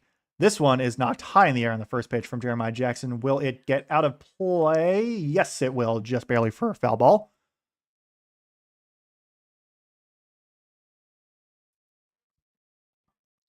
So strike one in the end for Jeremiah Jackson. And yeah, I'm assuming you're referencing, Kevin, the pitch Leody Taveras strikes out. I mean, it's a slider that starts basically in the left-handed hitter's batter's box and just bends right back into the middle of the plate. So that's probably not the easiest thing to hit in the world, but it's still it's rough to watch from a TV perspective where you just see it end up right in the middle of the zone for strike three and there's no swing at it. But yeah, anyway. There's Jeremiah Jackson knocking it out over into right field on a liner directly to the right fielder Cortez for out number 2. So 67 pitches for Lopez, who has settled down very much outside of the first inning. I just stubbed my toe on accident. Ow. And yeah, the Pete Alonso home run. Oh, ouch. Anyways, unfortunately, no Jeremiah Jackson double or home run. Instead, a flyout. Weston Wilson up to bat now, popped up, I believe, on the first pitch back in the third inning. He will look at strike one's outside, but no challenge from Weston. Solid inch off the plate. So 0-1 count here for Weston. Oh, jeez. Right on the front of the toe. There's strike two. That one's in the zone. Cutter there. So quick 0-2 count for Weston, as the bottom of the Orioles lineup has struggled so far against the lefty for I almost said Oakland for the Athletics. I guess I could call them Sacramento because that is where they play. But yeah, the green team out west. So 0-2 for Wilson here, former Philadelphia Philly, if I remember correctly. He will look at ball one on a slider in the dirt. So hopefully the 2-out magic, so to speak, for the Orioles, hopefully it can manifest here. So Weston, not a guy that starts regularly. I actually don't even remember the last time he did start. But he's starting here today, obviously against a lefty pitcher is the reason why. Looks at ball two on a slider outside as well. So he's worked himself back into the count. 70 plus pitches now for Lopez. So again, at least working the pitch count, but nothing else. Nothing to show for it this inning so far. 2-2 here to Weston is outside again. Yeah, I know. He doesn't have a 6 ERA anymore, Kevin. He's got 5.97, but it is really frustrating, I feel like, watching the Orioles the past couple of years. They go up against a pitcher who has like really bad ERA and they just never hit him well. But it's lefty pitching, that's why. There is 4 straight sliders that are outside. So Wilson in the 0-2 works 4 straight balls for the walk. Second walk of the night for the Orioles. So it's something at least. Brings up Taylor Ward, who has struck out twice so far on the night, but it's the 2-out magic. Hopefully we can see something here. I'd like to see Taylor Ward's second home run as an Oriole. That would be nice to see. But I'd just take anything on base. Anything to extend the inning here. So he struck out swinging and struck out looking. That one is actually going to be a strike, but a pass ball as well. So Weston Wilson is going to get to second base.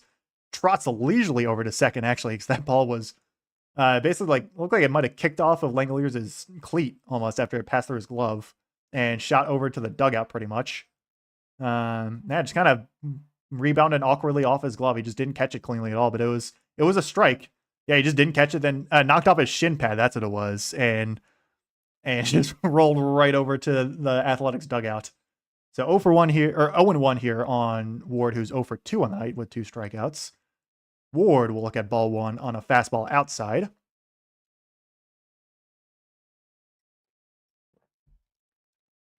That owes 0-2 on the night with runners in scoring position. Only had, two attempts at runners in scoring position. That was both in the first inning. There is ball 2 on a fastball inside.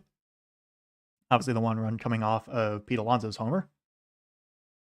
But Ward in a favorable count here. Again, the power has not been there for Ward, but the on-base ability has. See if he's able to at least get a run in here. There's ball 3 on a slider well outside.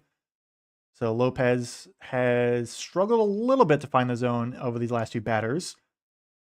Bullpen warming for the Athletics as well. Justin Sterner looked like he's a righty pitcher as well, which makes sense given the righty heavy lineup for the Orioles. Ward calls, actually, I think it's actually Langoliers is calling time here. Either way, time called. Gunnar Henderson lingering on deck. Would be up to bat if Ward were to reach in a 3-1 count here. Ward will look at strike 2 on a slider that drops in there. So back in a 3-2 count again, as per usual for Taylor Ward. Did strike out last time he was up, I believe on a cutter in a 3-2 count. 78 pitches now for Lopez. This will be his 79th on the 3-2 to Ward. He will chop this one over to Jacob Wilson at shortstop. So the Orioles will not convert the runner in scoring position there. Again, at least they work the pitch count, but it is a little frustrating that you don't get more out of it. So still only the 2 hits for the Orioles. Will be Henderson, Rutschman, and Alonso after that. We'll go to the top of the 6th inning. Don't know if that will be the last we see of Jacob Lopez, considering he's around 80 pitches now. But fortunately, the Orioles do strand Weston Wilson at second. Should be Brent Rooker, Carlos Cortez, and Jacob Wilson up to bat next as well.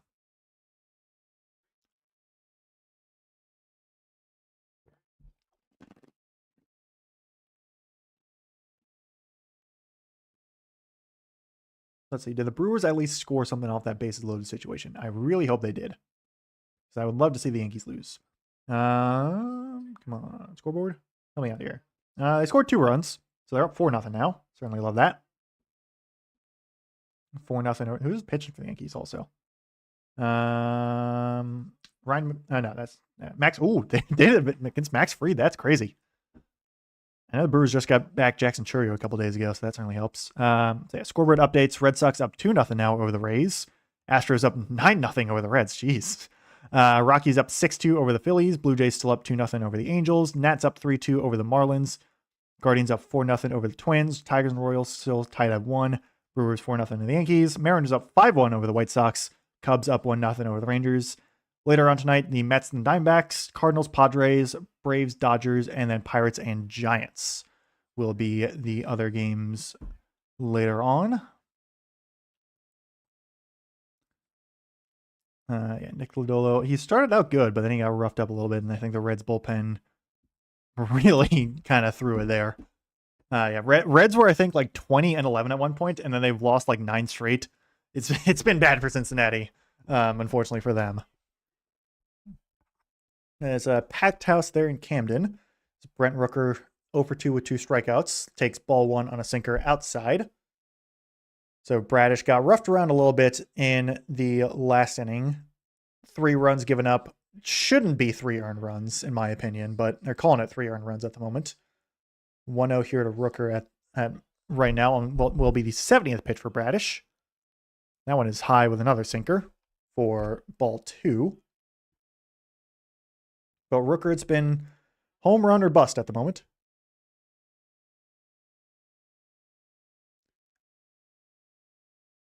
Yeah, I think Kevin and Ben on the broadcast are talking about the same thing about shouldn't be 3 earned runs. There's strike 1 on a slider well in the zone. It's just like, I'm watching Henderson. I don't know how they don't charge that as an error. Like, it's the most obvious error in the world. Like, even if he does get 1 out with the eventual throw to first base, whatever. I'll stop talking about that. This one is knocked by Brent Rooker directly into center field. Leo Taveras barely has to move for out number 1. So Rooker 0 for 3 on the night with 2 strikeouts. So he does not strike out 3 times, but at least not yet. But we have some walking around in the bullpen. Looks like it might be Dietrich Enns warming up his leg muscles at least. No throwing yet.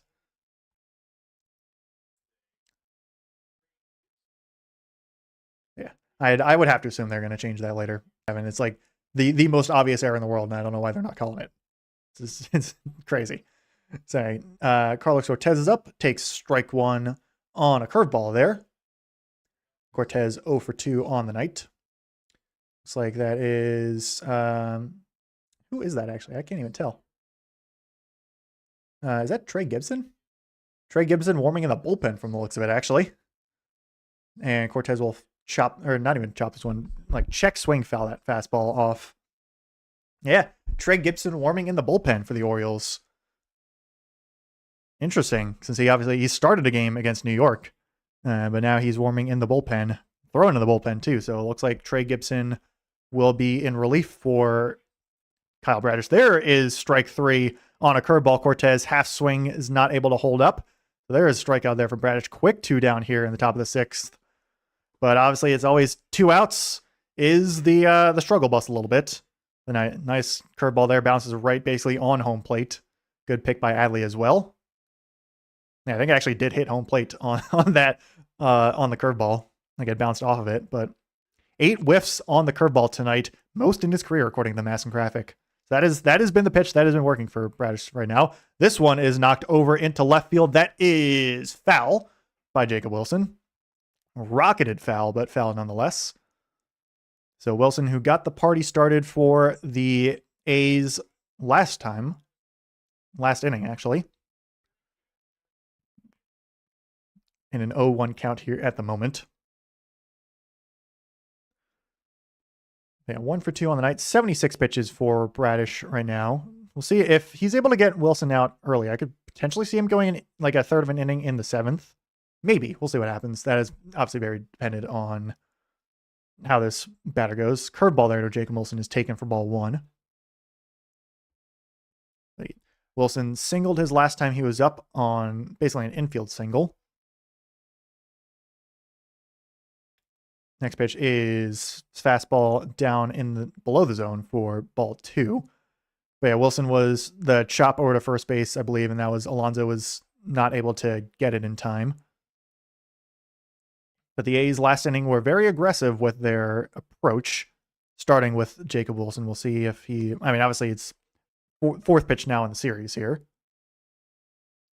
This one is just high with the sinker for ball 3. Probably like an inch at most high, but a little high. So good no challenge from Adley. Unfortunately, it is 3-1 against Wilson. And the 80th pitch for Kyle Bradish here will be high for ball 4. Another 4-seamer there. So that is the first walk, actually, for the A's this game. 2nd free pass as there was the hit batter against Jeff McNeil earlier. But yeah, it's as per usual. It's 2 outs. Orioles struggling to put away innings when they're pitching. I mean, it's overall the start for Bradish has been pretty solid, but it's hopefully he can get through the 6th here without giving up another run. Pickoff attempt at first base is not in time. Does get Wilson back over there though. So Lawrence Butler, who is 1 for 2, singled as well last time he was up. I think it was a saw single into left, if I remember correctly.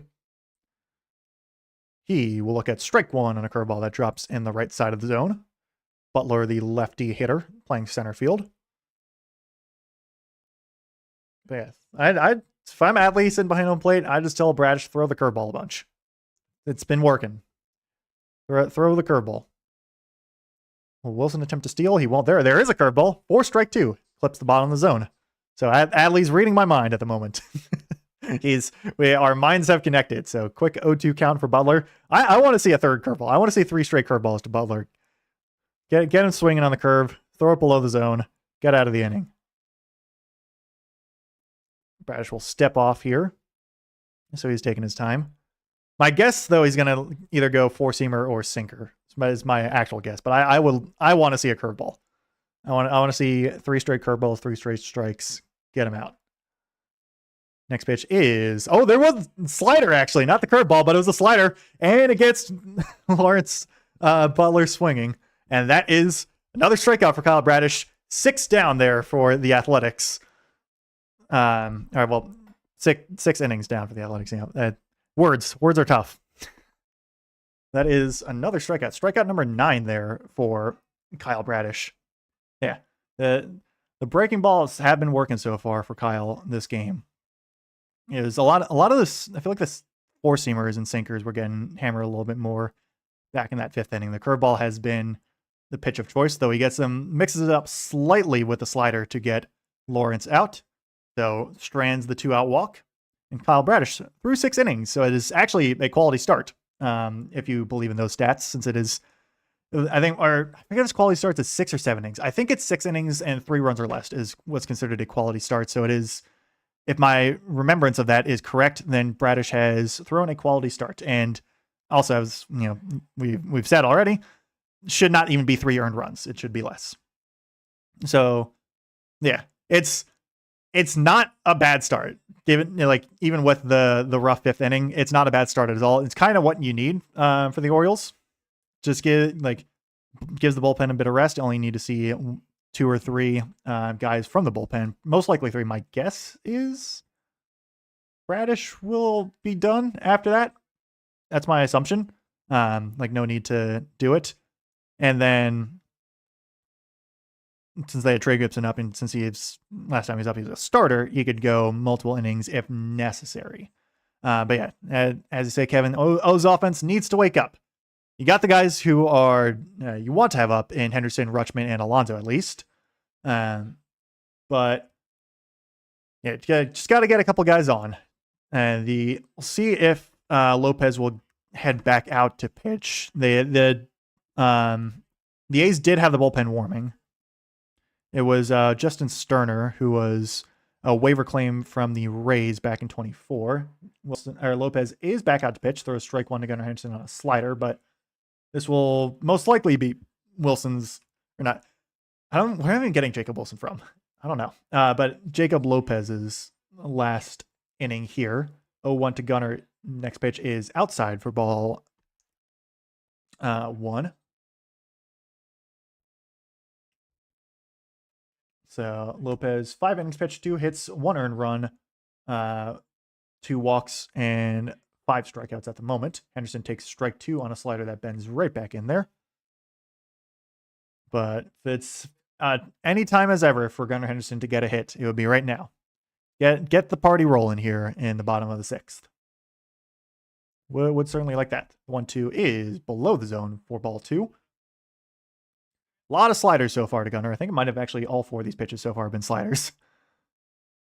No, kind of understandable that he doesn't want to throw a fastball to Gunnar, who certainly hits the ball pretty hard. Next pitch on the 2-2 is, there's a fastball below the zone for ball 3. So Gunner's worked himself back into a full count here. Has already walked in this game. Rutschman on deck. Alonso after that. So guys with 2 hits, and Rutschman and Alonso are up.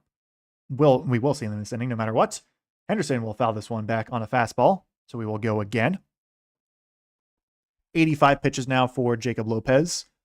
It's for sure his last inning, I would assume. Don't even know. I mean, don't know if they're going to pull him after Henderson. My guess is they probably will, because you get Alonso. Henderson, meanwhile, hang on a minute. Nah, it just didn't quite have enough there, so that is a long fly out for Gunner. He is 0 for 2 with a walk on the night. Just kind of had it stretched out a little bit too much. Looks like he just didn't quite have enough barrel there. So out number 1. I could see the A's going to the bullpen here with with Rutschman, the switch hitter, and then Alonso, the righty, and O'Neill, the righty as well, to go for the righty in the bullpen compared to the lefty pitcher at the moment. Obviously, Lopez isn't pitching well. Lopez is still on there to pitch at the moment.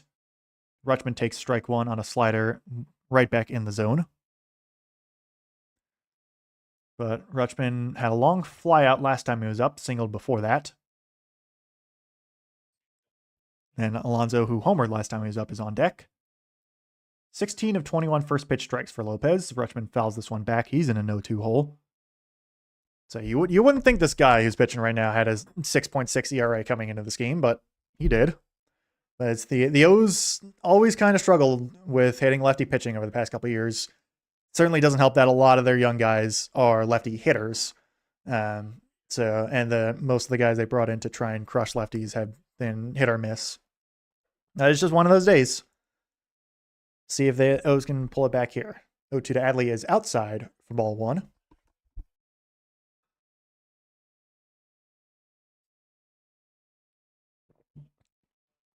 So Alonso warming up with that sledgehammer again. Not sure why he does that, but I think it works for him. Adley will knock this one high and foul on a slider below the zone. And Adley has to go get a new bat, because I guess he must have cracked something in the old one. So he's getting that already. The Orioles dugout is watching on stoically as Adley will walk back over. Yeah, it's unfortunately the deliberate. I mean, Tyler O'Neill, I think, was supposed to be the guy to hit lefties, and that has obviously not been the case.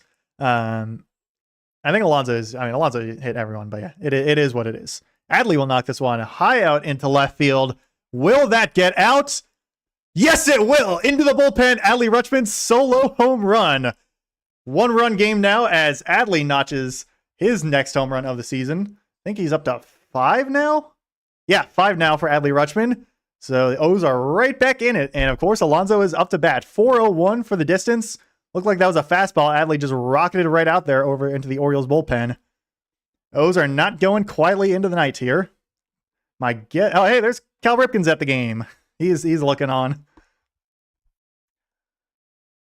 So 1 out home run for Adley Rutschman. Couple solo shots for the Orioles. Looks like that might be the end for Jacob Lopez, with Pete Alonso now up to bat.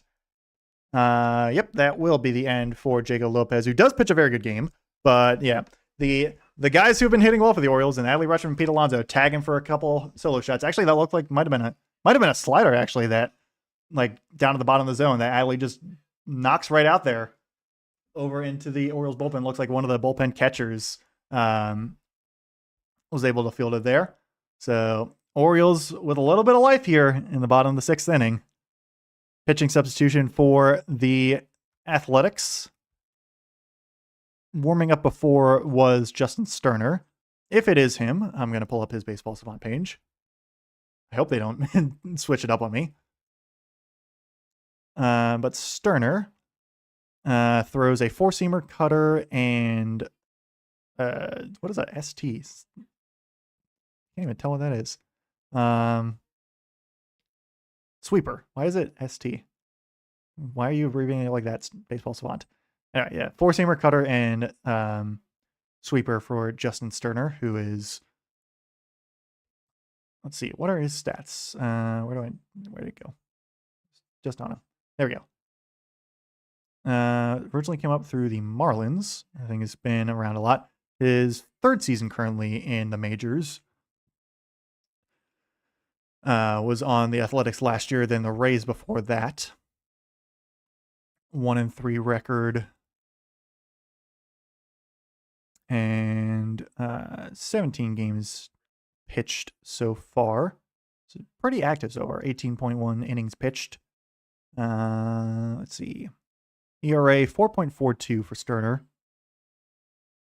So not a great ERA there. Not really sure how good the Athletics bullpen is. Yeah, 17 games pitched, 4.42 ERA, 1.42 whip. Opponents hitting 270 off of Sterner, righty pitcher. 9.8 strikeouts per 9, 2.9 walks per 9. He's given up 3 home runs. Let's see if we can make it 4 here. The Alonso 2 home run night. That'll be pretty nice. Sterner's first pitch is just in there for strike 1 on a sweeper. Probably was a little below the zone, but calling it a strike. But yeah, Alonso up to 8 home runs now on the season. 1 shy of Gunnar Henderson for the team lead, I believe. There's a 4-seamer that is well high in the zone for ball 1. So Alonso 1 for 2. It's popped out and gotten out of the park. Next pitch is swung on and missed on a fastball above the zone for strike 2. So after Alonso, it will be Tyler O'Neill, provided we don't see could potentially see Dylan Beavers pinch hit here for O'Neill, given that O'Neill is primarily the lefty matcher, and now it's now that a righty reliever is in, you could see a lefty batter come in. There's a sweeper down and away for ball 2.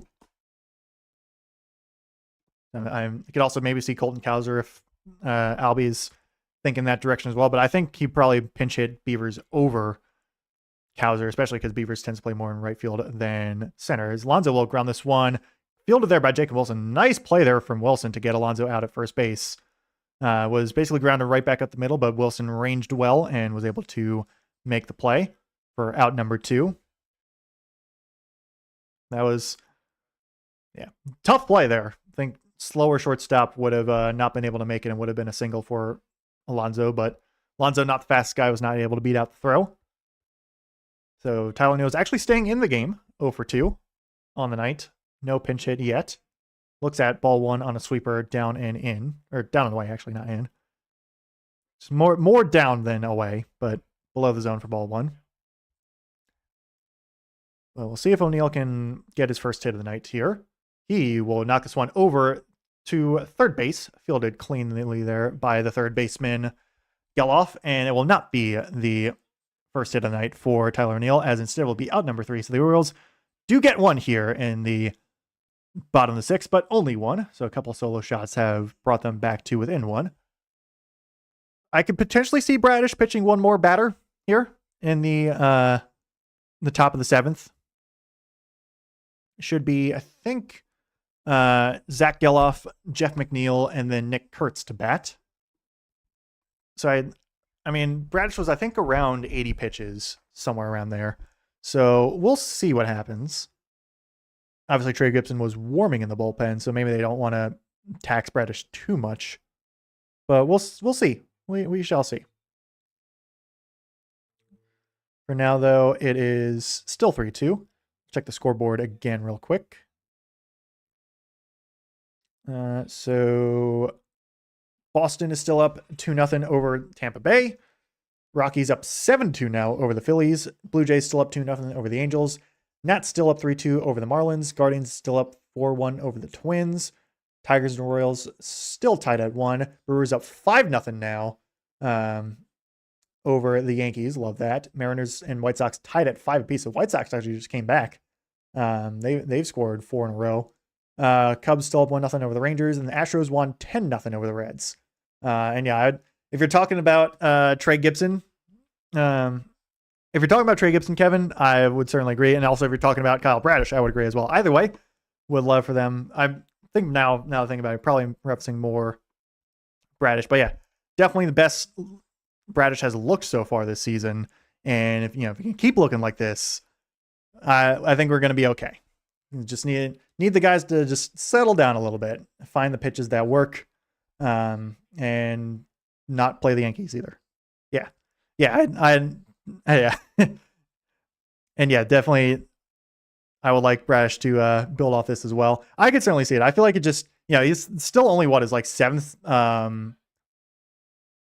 start since his return from Tommy John. I think probably more like 10th start at this point because I think he started like 4 games last season. But yeah, Bradish still out there, throws strike one on a slider there to Zach Geloff.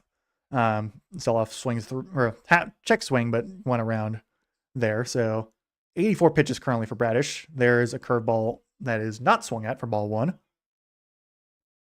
Yeah, I'd like to see Bradish get another out or two here.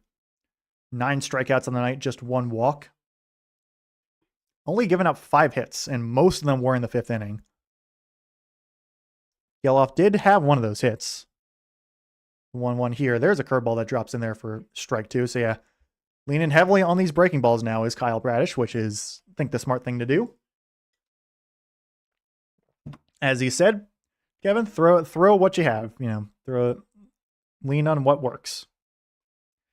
So the 1-2 to Geloff. Here is another curveball in the dirt for ball 2.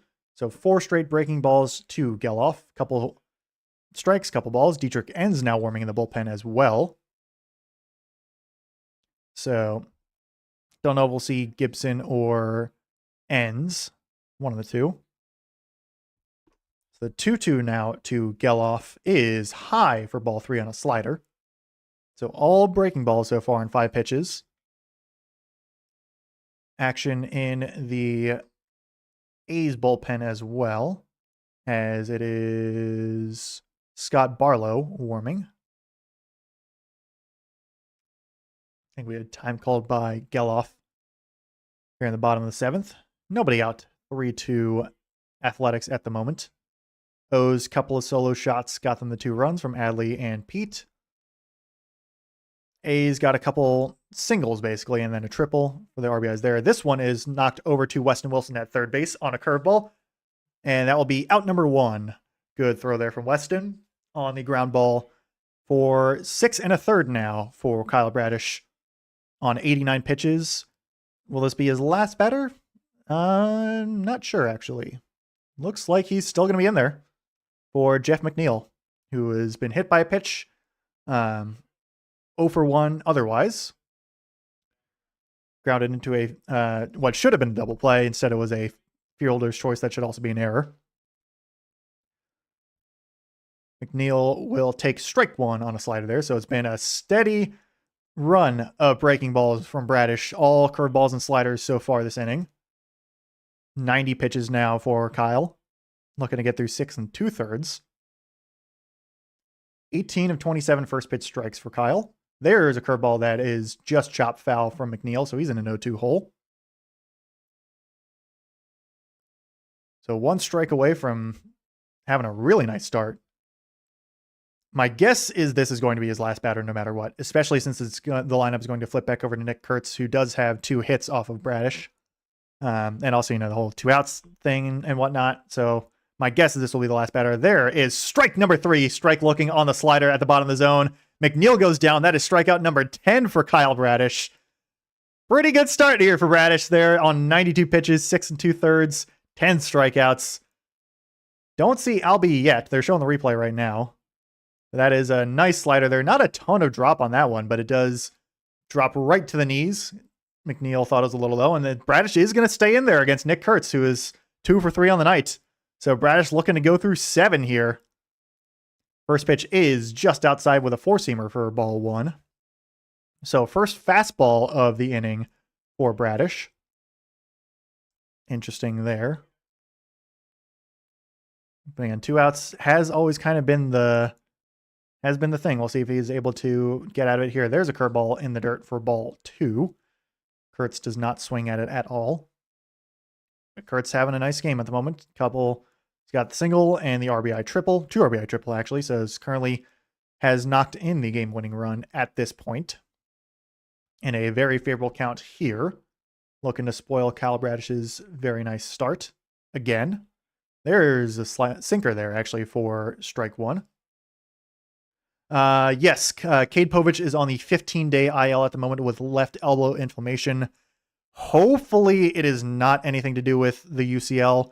Don't know for sure, but it is left elbow inflammation, currently 15-day IL for Cade Povich, as Kurtz will sky this curveball high out into shallow center field, will stay up. Gunnar Henderson will actually range out from shortstop to make the play. 7 innings for Kyle Bradish, 10 strikeouts, 3 runs given up, 3 earned runs, probably going to get changed later, but yeah, only 1 walk, so very nice start there for Kyle Bradish, as the Orioles have a chance to try and tie it up here with Kobe Mayo, Leody Taveras, and Jeremiah Jackson up to bat, pending pinch hitting, depending on who Alvarez, if he wants to pinch hit for anyone. Could maybe see Kobe Mayo get pinch hit for, this is probably the spot where Dylan Beavers might get thrown in, just because it's the DH spot. Maybe Samuel Basayo as well. Could see him come in.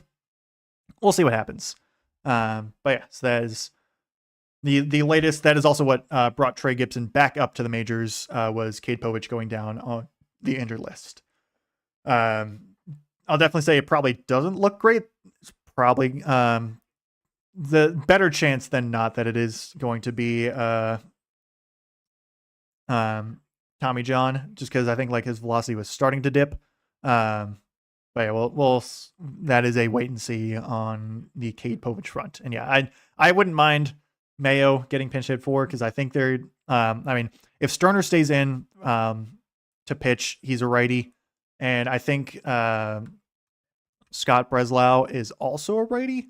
Yeah, or Scott Barlow, not Breslau. Scott Barlow is also a righty. He was warming in the bullpen.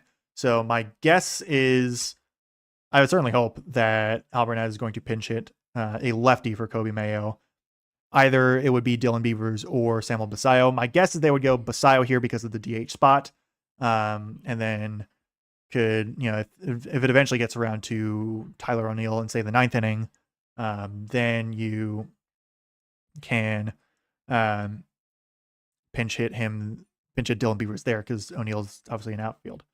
I was a little surprised they didn't pinch hit Dylan Beavers there at the end of the last inning.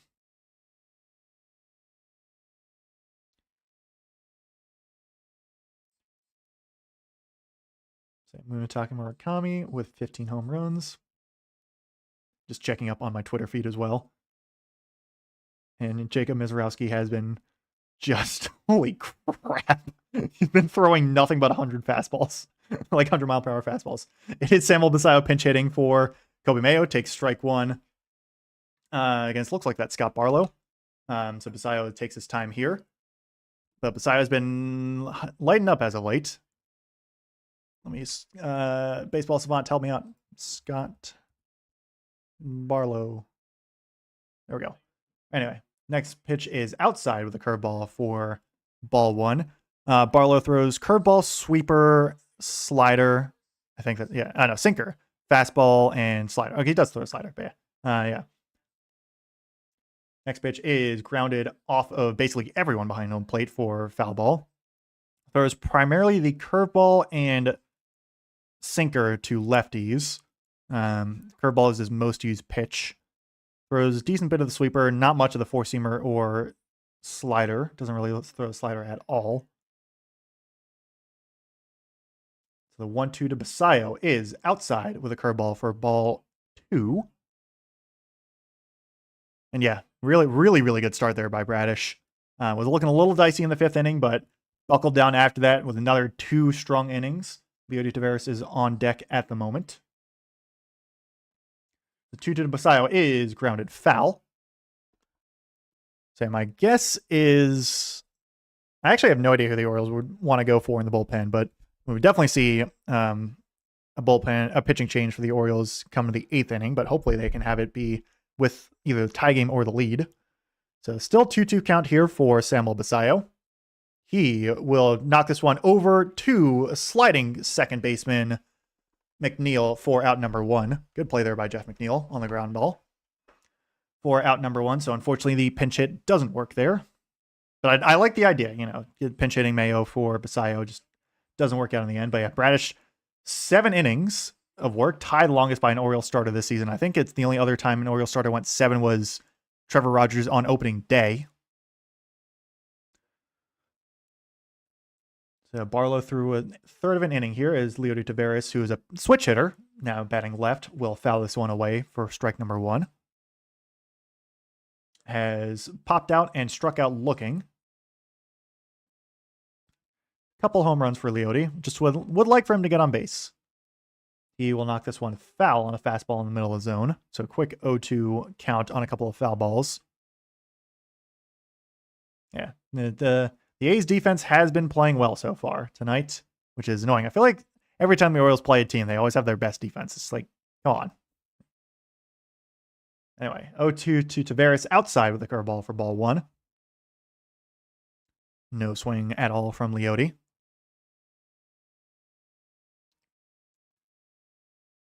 The Orioles, not too many hits so far tonight. Just 3. Would like another one here.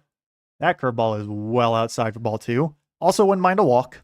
Just, again, get somebody on base. That's all I really care about. Just don't need outs. Outs are bad when you're batting. I certainly would love a home run, but just anything to get on base. Instead, it is a strikeout on a sweeper below the zone. So there is an out, unfortunately. It was a good pitch, unfortunately. But Taveras goes down, so that will bring up Jeremiah Jackson. Just showing, to wipe away the stench of that strikeout, they're just showing Kyle Bradish striking out everyone. Masson, the producers know what to do. It's state propaganda. Show the good strikeouts, not the bad strikeouts. There's strike 1 to Jeremiah Jackson on the sweeper in the zone. Jackson 0 for 2 as well. If Jackson were to reach, it would be Weston Wilson, unless they want to pinch hit there. He takes ball 1 on a sweeper below the zone. A lot of breaking balls so far from Scott Barlow, right? And I just read his name. Next pitch is grounded over to shortstop. Wilson will throw it high and just barely in there for out number 3. So 1-2-3 inning there for Scott Barlow. Orioles still down a run, unfortunately.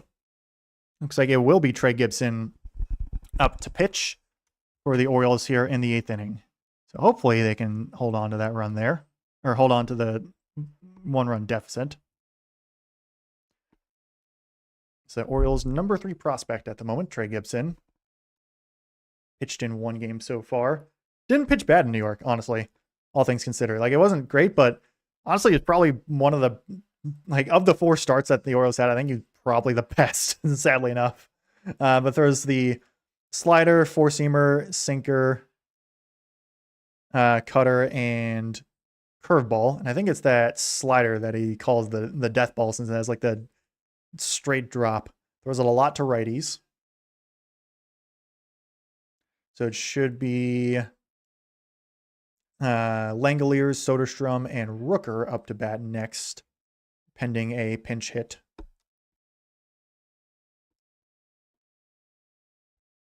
So that is tough stretch of the order there for Wilson to come into, but we'll see how it goes. It was, I guess Monday night, or no, it's Friday, right? Yeah, it says SmackDown's going on. That's why they're tweeting about that.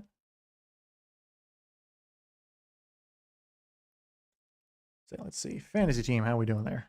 I mean, I'm crushing my fantasy game at the moment, but yeah, Murakami, 1 for 1 with a home run and a walk. I think it was a 2-run or a 3-run home run as well, which is pretty crazy. Yeah,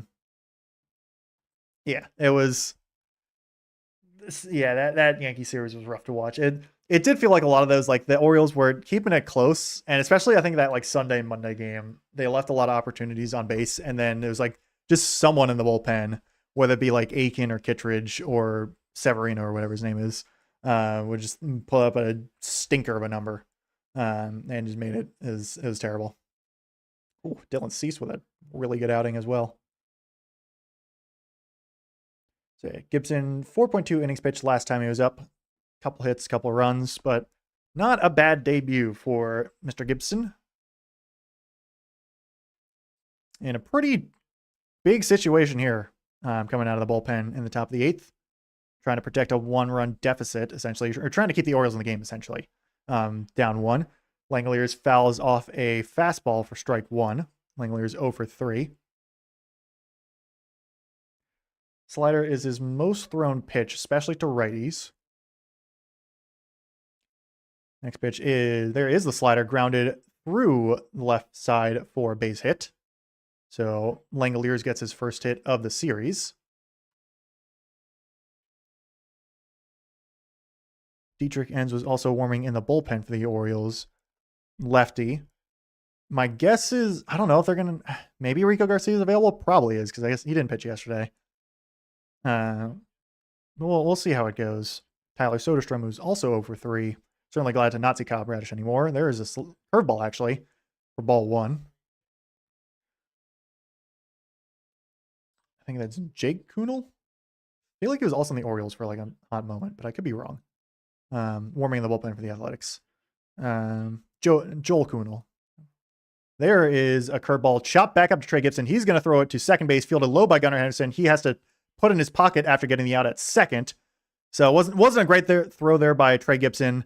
Henderson might have gotten hit a little bit on the slide from Langoliers, but gets the out at second base. So basically just replace Langoliers with Soderstrom at first and add an out. There's no real chance there for Henderson to try and get Soderstrom out. Just the throw was well low from Gibson. But still, it's good work nonetheless from Gibson to get the out. Fielded his position well, included. Strike 1 on Brent Rooker on a cutter at the top of the zone. Rooker 0 for 3 as well. Let's see. I might be thinking I'm looking at Joe Kunal. I might be thinking of Joey Crable for some reason, just because of the JK for the pitchers. Very different pitchers also. It's ball 1 on the curveball from Trey Gibson, but he is warming in the bullpen for the Athletics.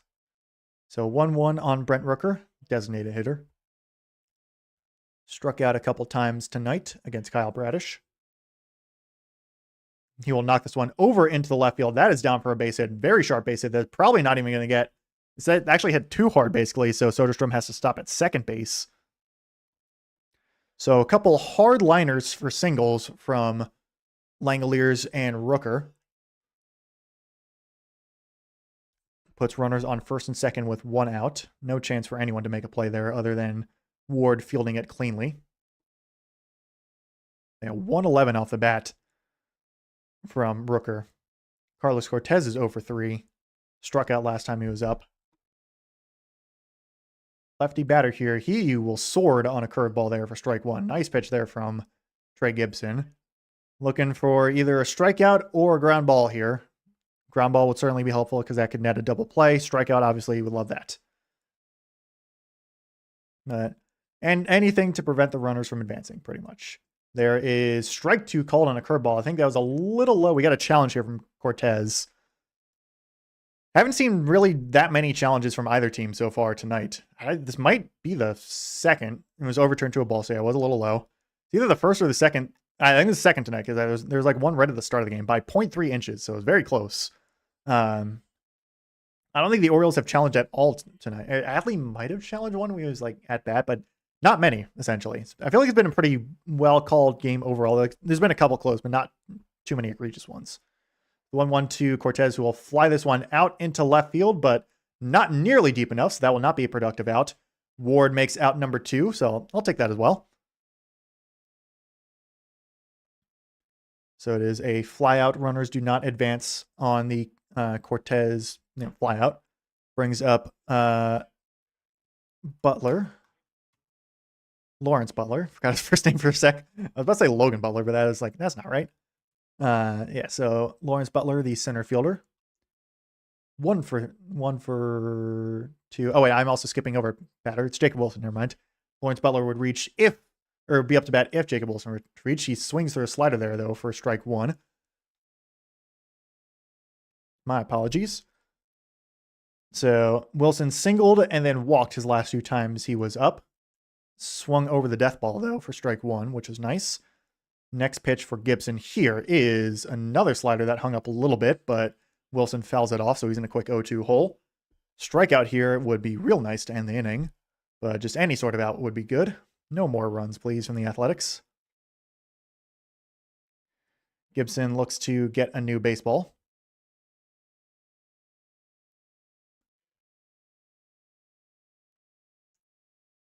So 0-2 here from Gibson to Jacob Wilson.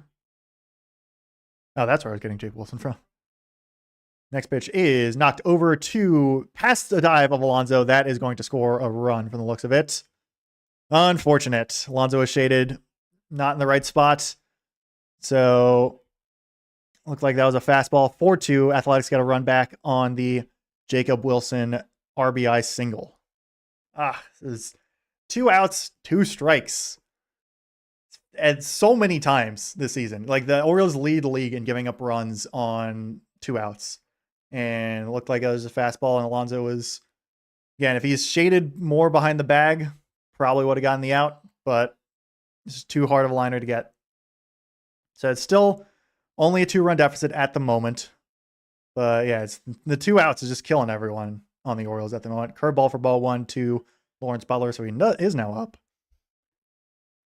Struck out his last time he up. Also had a single before that, back in the 5th.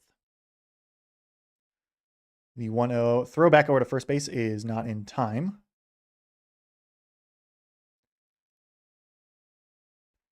Again, Orioles just trying to figure out some way to get through these 2-out situations without giving up more damage. Gibson is just his second major league appearance. Throws a curveball in for ball 2. So favorable count here from Butler. Walk would load the bases for Zach Geloff, who's 1 for 3. Just 2-0 on the count at the moment. Butler the lefty, Gibson the righty. Next pitch is in there for strike 1 on a curveball. No swing. Spin. I feel like the breaking balls as a whole have been better today than the fastballs from both Gibson and Bradish, especially Bradish. I'm pretty sure that single was from Wilson was off of a fastball. There's a fastball there in there for strike 2. Nice pitch right at the bottom left corner of the zone. No swing as well from Butler.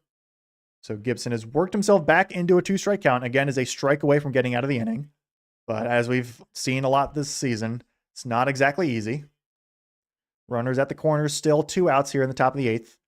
Strike 3. Nice pitch there on the slider. 3 straight strikes looking for Lawrence Butler. That one was kind of like just under the top right corner. Butler kind of half swung, didn't really want to commit to it, but it was a nice pitch there from Trey Gibson. So he gives up 1 run, but only 1. So we'll see if the Orioles offense can try and rescue this game. It is tough. I mean, I feel like the setup man early on was Anthony Nunez, but he's had a rough stretch of games at this point. And I think the bullpen's just been kind of beleaguered right now. So Garcia was supposed to be the setup man with Helsley down. So it's another problem of having your regular closer down with an injury for the bullpen. But I'd be okay with Yennier Cano, honestly, pitching in high leverage situations again, because he's been pitching a lot better this year. But yeah, I mean, it was interesting to see Trey Gibson. Obviously, this is not like the high leverage situation with the lead, but it's still pretty important situation, and does give up 1 run, but only 1, which is you'll take, because again, it's still only a 2-run deficit. You just need the offense to not only have 3 hits in the game. That's the problem. And Rutschman has 2 of those hits. 2 solo home runs and a single. That's been it. And 2 walks. It's just not been a good day at the plate for the Orioles. So they need to figure it out here. So it should be Weston Wilson, unless they want to pinch hit not Dylan Beavers, Blaze Alexander for some reason. But my guess is they're just going to keep Weston Wilson in. He does have a walk, which is nice. And then Taylor Ward and Gunnar Henderson are the Orioles who are due up. So hopefully they can turn things around there on Tupac bobblehead night. Because I would like to see another win here for the Orioles. It would be nice. Let's see. Quick scoreboard check here. I just want to see how bad the Yankees are losing right now. Red Sox still up 2-0. Phillies have gotten a couple runs back. They're now just down 7-5. Blue Jays still up 2-0. Nats still up 3-2. Guardians up 3-4 now, so the Twins got a couple runs back. Tigers up 3-1 now over the Royals. Brewers still up 5-0 over the Yankees. Mariners up 6-5 over the White Sox. Cubs up 3-0 over the Rangers. So Joel Kuhnel is now up to pitch, 2.13 ERA through 12 games. Has 4 saves in his 4 opportunities, so is not their everyday closer, I guess, but he is high leverage reliever here. Throws strike 1 on a sinker just at the bottom of the zone to Weston Wilson. He's got a very slow and deliberate delivery. There is a changeup there for ball 1. Wide arsenal as well. Sinker, cutter, changeup, four-seamer, slider, and curveball. 4 saves and 5 strikeouts, what Kevin Brown just said is Wilson will knock this one high up and let's stay in play. Yes, it will. Right by the netting for out number 1. That's so unfortunate. Like, right by the netting behind home plate. Cal's shaking his head. He got pretty much a front row seat to it. So O's down to 5 outs now. As Kuhnel, looks like the righty pitcher. So Taylor Ward with a couple strikeouts, as well as a ground out. 0 for 3 on the night, looking for his first hit here. Takes strike 1 on a sinker at the top of the zone. Primarily a sinker baller is Kuhnel. Throws that 56% of the time. Throws that cutter, the sinker and cutter a lot. There's a slider as well. It's like, might be the first slider he's thrown to a lefty all season. Yeah, I think that's what it is. First slider he's thrown to a righty all season. Right there, and that was for ball 1. Interesting. There is a cutter that is just above the zone for ball 2. So Ward has been very patient tonight. He just has not been able to get on base yet. I know, yeah, it's really, you like the home runs, but would like to have some more guys on base. Ward will chop this one basically right in front of home plate. Kuhnel will field it, throw it to first base is in time for out number 2. O's down to 4 outs now. So Ward 0 for 4. Again, just not a very successful night at the plate for the Orioles against a team that has not pitched super spectacularly as a whole in the Athletics. See if Gunnar Henderson with 2 outs can get his first hit of the night. Has reached base with a walk. First pitch is inside for ball 1 on a cutter. Around 90 there, but has grounded out and flied out since that walk. 1-0 here to Henderson is in there for strike 1 on a sinker. I think Henderson, he's adjusting his hat, not challenging. Okay. Good thing he didn't challenge, because that was a strike. 1-1 count here for Gunnar. Next pitch is grounded. Chop more over to second base. That will be a 1-2-3 inning for Kuhnel. The Orioles have not done anything at all against this A's bullpen. Basically been perfect for the A's bullpen since Lopez went out. So Orioles going to have to find a way to get some hits in the 9th inning. Will be Rutschman, Alonso, and O'Neill pending a pinch hit. Don't know if we'll see Trey Gibson again. Might see Dietrich Enns because he was warming earlier in the bullpen. So really quick bottom of the 8th inning there for the Orioles. Not good at all. Still down 2. Yeah, that was not good. That was the 2025 Orioles right there. Hidden with that. So this is not good. Not good at all, to say the least. It's like at least the Yankees are losing. I like that, but would prefer the Orioles to win.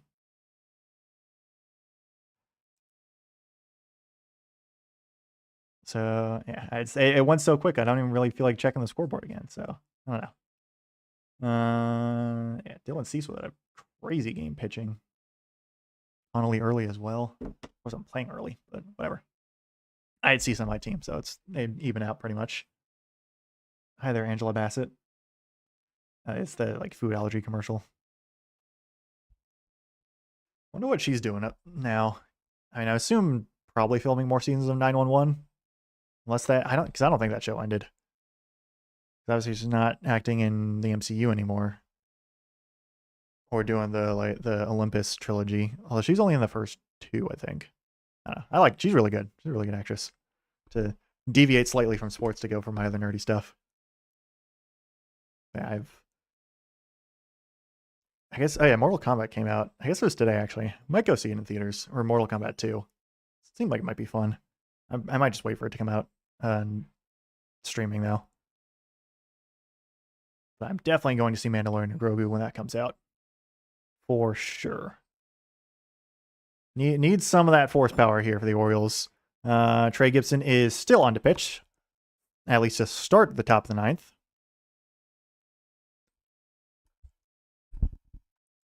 Umpires talking about something here. I'm not sure what. I'm curious what they were talking about.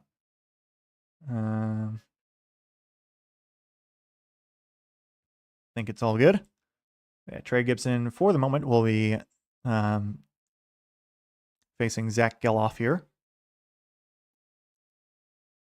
Yeah. Yeah, I feel I'm going to play some more World of Warships after this. Back to the gaming sphere. First pitch from Gibson is down in the dirt for ball one on a sinker. What are you thinking of playing, Kevin, on your Xbox? I'm curious. I gotta find a way to wash out the stench of only hitting 3 times against the Athletics. There is ball 2 just inside on the sinker, real close. Like really, really close, but just inside.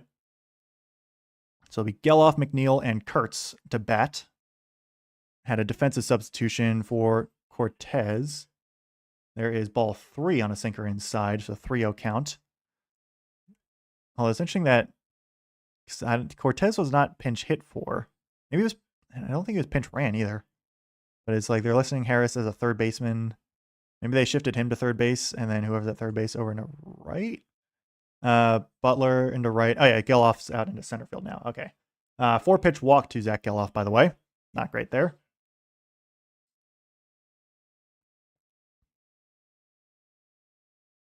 So Gibson with the leadoff walk. I've wanted to get into Arc Raiders. I have a couple of, I have a friend who I don't talk to as much anymore, but I haven't friended on Steam still, but he's played nothing but Arc Raiders for 3 months straight. I don't play too many multiplayer games at the moment. There's strike one. McNeil's going to challenge. It's probably going to get overturned. I played a lot of Helldivers 2 back last year. And yeah, that is ball 1 to Jeff McNeil. So I've played a little bit of the extraction shooter genre, though not quite much of the PvP extraction shooter genre. I have my cousin who was actually on my podcast once, Brad. He was big into Marathon, so I think he played a little bit of Arc Raiders, but I've gotten rave reviews from him, at least from Marathon, because he's a big Bungie fan. But I've wanted to try out Arc Raiders once, twice. There is strike 1 to Jeff McNeil on a cutter at the top of the zone.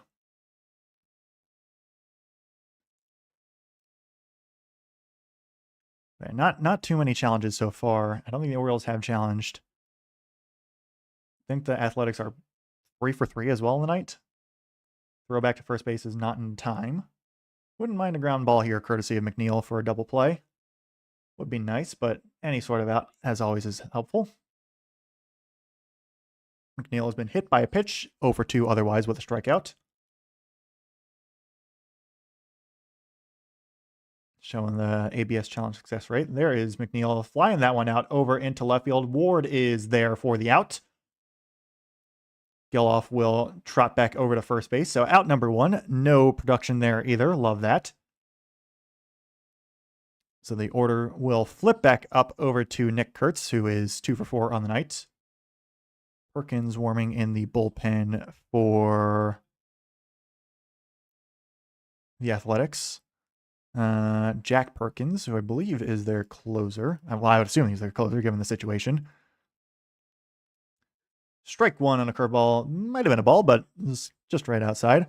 They're showing, I don't know why for Fangraphs is showing so detailed for all the different levels he was pitching at, but he's been in the majors past 2 years, really.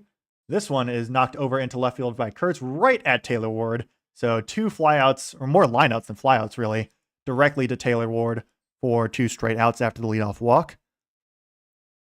I don't know, screen game started. So he has 3 saves so far on the season. Does Perkins? Shea Langeliers is up. Singled his last time he was up.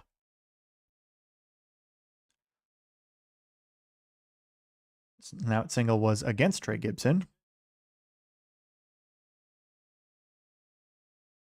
1 for 4 on the night. There's strike 1 on a sinker at the bottom zone. Nice pitch there from Shea Langeliers. Not Shea Langeliers. Nice pitch from Trey Gibson to Shea Langeliers. Yeah, I definitely, if I were to play Arc Raiders, I would do PvE stuff, not PvP. PvP is not my thing usually, especially in multiplayer games. I'm more of a PvE guy. Langoliers will foul that sinker out of play. 0-2 now. But from like what little I've seen of Arc Raiders, I like the vibe of it. So it looks like slightly post-apocalyptic, but like not. I like the aesthetics of it. I like the look of it. It looks pretty cool. So 0-2 here from Gibson to Langoliers, looking to get through a scoreless 9th inning to try and give the Orioles a chance in the bottom of the 9th. There is strike 3. Langoliers goes down looking on a sinker. 3 straight strikes to Shea. Gets him down. Gibson with a nice 9th inning. Rutschman, Alonso, and O'Neill. So the 2 home run hitters for the Orioles are up to bat here. Don't know if we'll see O'Neill get pinch hit for, but don't count the Orioles out quite yet. Obviously, it's not been a great night at the plate for the Orioles, but of the 2 guys that have hits so far, both of them are up to bat here in the bottom of the 9th. So one more commercial break. We got Keegan-Michael Key, some kind of insurance skit at State Farm. So I was about to say Key and Peele, but Jordan Peele is not in that. I wonder what he's directing next. Yes, I would certainly love a walk-off. O's have not, I don't think they've had a walk-off yet at home. So would like that. If you remember last year, it took them a really long time to get a walk-off at home. It took them to like July or August, I think. It was crazy. So let's get it earlier here. I mean, I feel like they just haven't had too many opportunities for walk-offs either. It's been like, I don't know. It's either been close or just not super close for their home games. They've had a long road stretch as well, but yeah. I've not watched any of Jordan Peele's movies. I need to watch Get Out, so I know that's really good. But I don't know what he's doing. See, if I look him up on Wikipedia, is he directing a movie as of late? Not that I'm much of a horror movie type of guy, but I know he's does some really good stuff. Let's see, Jordan Peele, let's see filmography. Oh, he just directed him, right? He did that. Or I know he didn't direct that, he produced that. But last one he directed was Nope. And that was in 2022. So I wonder if he's directing anything coming up. I don't know.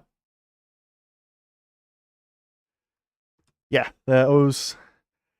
It was a rough stretch last year for the Orioles. So yeah, they're playing Athletics 3 games, Yankees 3 games to end off a really long stretch of straight games. Then they have an off day. And then they're playing the Nationals in Washington next Friday. So that'll be my next stream for that. Now, though, it is Jack Perkins, 3 for 4 on save opportunities. So do like the fact that he is blown a save, 3.68 ERA. Surprised they put him in here and Kunal, who was 4 for 4 on save opportunities in the 8th, but I don't know. I'm not a major league manager. Well, we'll see what happens. Would like something here. Adley switching over to the left-handed batter's box. We'll look at ball 1 on a 4-seamer high from Perkins, who's the righty pitcher. So all righty relievers, courtesy of the Athletics after a lefty starter. Perkins throws a 4-seamer, sweeper, change, cutter, and sinker. Primarily at 4-seamer and sweeper. There is a sweeper for strike 1. Adley takes. Throws the changeup a lot to lefties, not a lot to righties. Does not throw the sinker at all to lefties. Barely throws it to. He's thrown like maybe 1 sinker, so not much. Primarily that 4-seamer. So 1-1 here to Adley, who does have a solo home run, 2 for 3 on the night, 2 hits Solo home run and a single. Takes inside on a fastball for ball 2. So favorable count here for Adley with Alonso on deck. So that's the guys you want on up to bat here for the Orioles. 2-1 to Adley is just outside for ball 3 on a 4-seamer at 97. Could maybe try and challenge that to get like a clip for the strike, but it's really close. Luckily, it's called a ball. It's been a lot of those that have been kind of going either way. So very favorable count here for Adley. Wouldn't mind a walk here either. There is a walk. That fastball is high, so Adley's on base. So I feel like that's the first time all game that the Orioles have gotten the leadoff man on base. So Pete Alonso, who does have a home run, is the tying run. We'll see what happens here. Certainly wouldn't mind a game-tying home run for the Orioles at the moment. Just keep the train moving, pretty much. Just keep getting on base. Alonso swings through a sweeper for strike 1 there. He's 1 for 3 on the day so far. Well, on the night, really. But yeah, this is the at-bat to watch. Dylan Beavers is going to pinch hit for Tyler O'Neill as well, so that was kind of as I expected. There is fastball high for ball 1. So yeah, Rutschman, Alonso, and Beavers, not Tyler O'Neill. Beavers is the lefty going up against the righty reliever, so not super surprising there. Alonso in the 1-1 count here.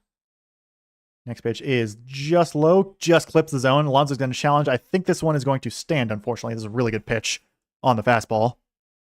Bottom right corner. First challenge of the night for the Orioles, and it's just a really good pitch. Like, just barely clips the zone. Tough there for Alonso in a 1-2 hole at the moment.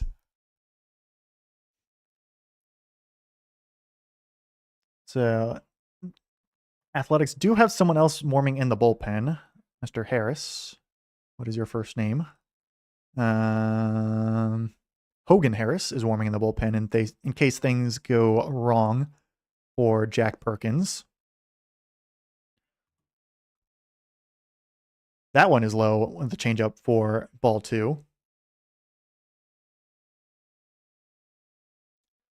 So it's interesting that they have a guy warming up in the bullpen, but I guess it's just break class in case of emergency because Harris does have to go 3. That one is inside, so Alonso has worked himself into a full count here with the fastball. The winning run in Dylan Beavers is on deck at the moment. If Alonso were to get on, of course, that is a big if.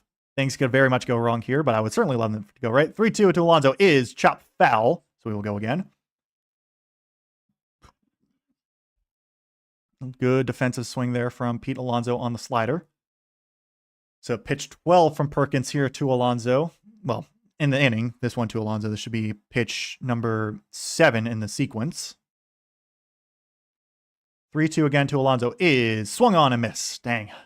Sweeper there. Alonso goes down swinging. So that's out number 1. Dylan Beavers will now bat. Was just another good pitch. It looks like it's going to be a strike. Just breaks out at the end for ball. Alonso does strike out a lot. His first strikeout of the night. Unfortunate there. So quick pitcher-catcher meeting between for the Athletics since the pinch hitter Dylan Beavers is up to bat. Beavers the tying run. So 2-run homer would tie it. Double play would end it. Anything else we play on? No, I mean, we'd still play on anyway with a 2-run home run, but yeah. You get the idea. Setting things up. Beavers does have 2 home runs on the season, hitting .232. Make sure that gets all... There we go. Beavers will take ball 1 on a sweeper below the zone.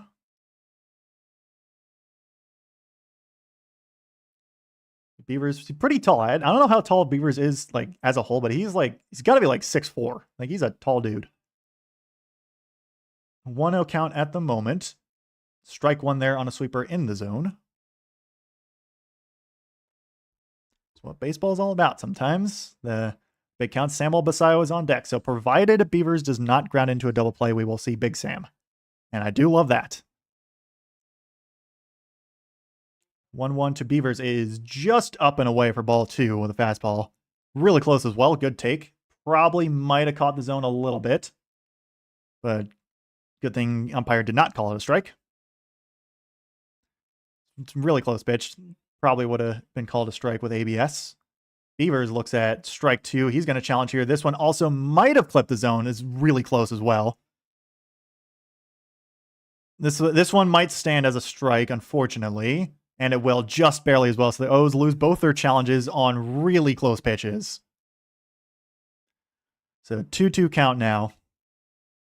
Just real close, unfortunately, on both of these losses on the challenges. 2-2 for Beavers here from Perkins. Now definitely hunting strikeout. Just below the zone. No call on the strike. Good. The full count here again. Would have been interesting to see where ABS puts that if that was a strike or a ball, but it is called a ball. So full count for Beavers. It's been a walk and a strikeout from Perkins so far. Let's see a walk here. Beavers instead will strike out on a sweeper. The O's back-to-back strikeouts after the opening walk. Down to their last out. It is Samuel Basayo, but it's tough. Yeah, Beavers just swings over a sweeper there. Probably would have been strike 3 anyway. Unfortunate there. So Samuel Basayo up to bat. Grounded out last time he was up. Perkins stays in the game on 18 pitches. First pitch to Basayo is swung on and missed on a fastball. Basayo will take his time. It seems to like taking his time after swinging through the first strike. So 0-1 from Perkins to Basayo. Again, the tying run at the plate. Next pitch is knocked foul on the fastball, and the Orioles are down to their last strike. Yeah. I mean, the sweeper craze was the thing a few years ago. Everyone seemed to just want to get one, and some guys still have it. 0-2 Basayo here is chopped foul, so he stays alive. There's a changeup that didn't really have a lot of movement from the looks of it. But Basayo's able to get a piece and stay alive. Pretty packed over there in Camden Yards, trying to see if the Orioles can salvage something here. Basayo 1 strike away from not. That one is spiked in the dirt, and Adley will trot over to second base. Again, the runner on second doesn't matter too much because you're still up by 2. But it certainly helps, for a ground ball, eliminates the force out at second. But you don't really want a ground ball nonetheless. But Adley now at second base on the 1-2, Basayo at the plate. Basayo will take, does he swing through? No, just barely. That looked like a swing to me, but it was not. It was a sweeper that swept up by his knees. So Basayo stays alive. I'm not sure how that was not considered a swing, but I'll take it. 2-2 now. Basayo in the count against Perkins. Next pitch is chopped foul again. Basayo stays alive again, just barely. Nothing can ever be easy either way. Always got to be a little stressful. So 4 foul balls now from Samuel Basayo. All of his strikes have come from foul balls. He's not swung on and missed, which is good, but you'd like him to get better contact as well. I feel like I don't want to jinx it. I'm knocking on wood. Let's get a hit here, Sam. Let's knock Adley in. Next pitch is chopped over past the dive. There it is. A hit past the diving attempt of McNeil at second. He didn't really have any chance, so the Orioles get the run back. Still again down by 1, but Basayo with RBI single.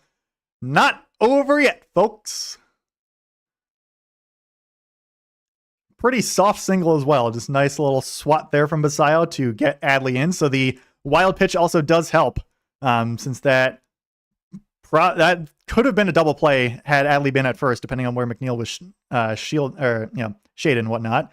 But Basayo is pumping his fist as he's getting over to first base on the replay. So now the winning run is at the plate.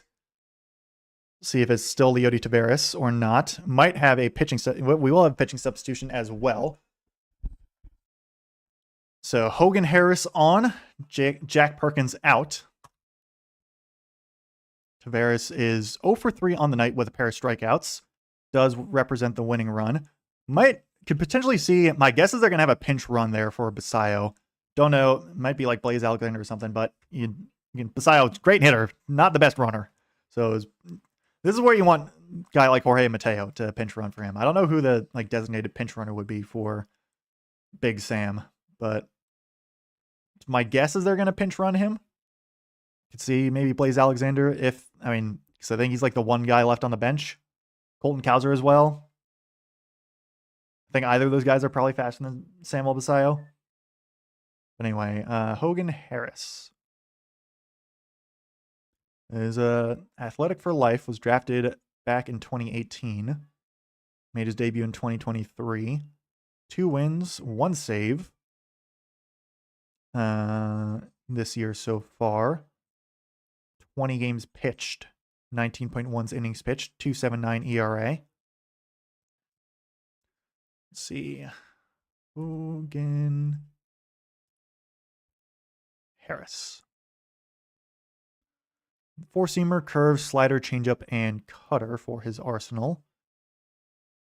He is a lefty pitcher as well, which is not the best news for the Orioles.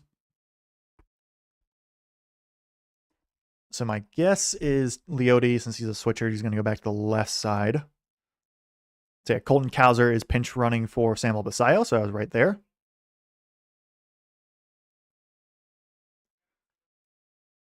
Yeah, Mateo. It's April Mateo. Jorge always does well in April, but yeah, he's having a good time in Atlanta. Obviously, the Braves are really good right now. But yeah, right now it's Colton Cowser representing the game tying run. Leote Tavares batting from the right side. Oh yeah, because he wanted to be opposite. Yeah, takes ball 1 on a curveball up above the zone. So just no outs here, please. Let's keep the game going. 1-0 count for Leote from Harris. Next pitch is in there for strike 1 on a fastball. No swing. So Leote, his career versus Hogan Harris, 2 for 5 with 2 strikeouts. So either way, pretty much. Can go either way. 1-1 at the moment. Takes inside for ball 2 on a fastball.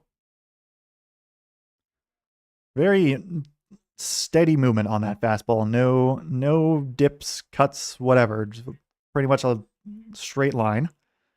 Cowser dancing around first base. There is ball 2 or ball 3. It's going to be challenged. This is going to be close. I'm not sure if this is going to be overturned or not. Might have clipped the bottom zone. This is really close, though. It did not. A's lose their first challenge of 2. Leote is in a 3-1 count now by 0.6 inches. Very close. So that's 3 challenges here in the bottom of the 9th that have all stood. 2 Orioles, 1 Athletics challenge. 3-1-2. Leote is inside for ball 4. So Leote takes a walk. The winning run is at first. The game tying run is at second. Brings up Jeremiah Jackson.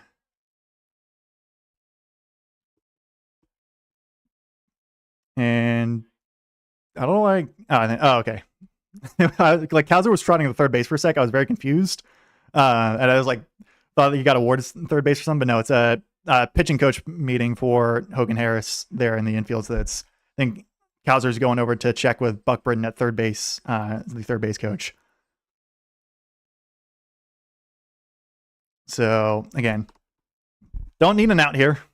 Just and anything past the infield would be nice. I'm just getting an alert. Brewers ace Jacob Mizorowski threw the 5 fastest pitches ever by a starter, all in tonight's game against the Yankees. That is kind of insane. What? That's crazy. Anyway, Jeremiah Jackson 0 for 3 on the night. Takes strike 1 on a curveball. Good pitch there from Hogan Harris.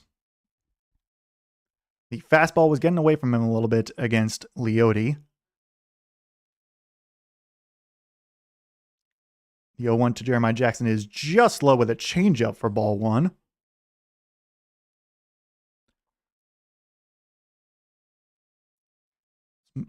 Jeremiah Jackson, they're showing that he's good against lefty fastballs. So that makes sense why they're not throwing fastballs to him at the moment. The 1-1 to Jeremiah, he will knock this one foul. There was a fastball. So the Orioles, once again, down to their final strike.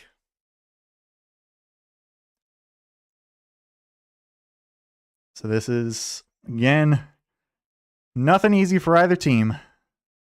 See if Jeremiah can really light this place up or silence it. Get a step back, draws Colton Cowser back over to second. There's no one really around Colton. Colton not really trying to attempt to steal at all. No reason to try and steal. The 1-2 to Jackson. Here we go. Jackson will knock this one high in the air and foul.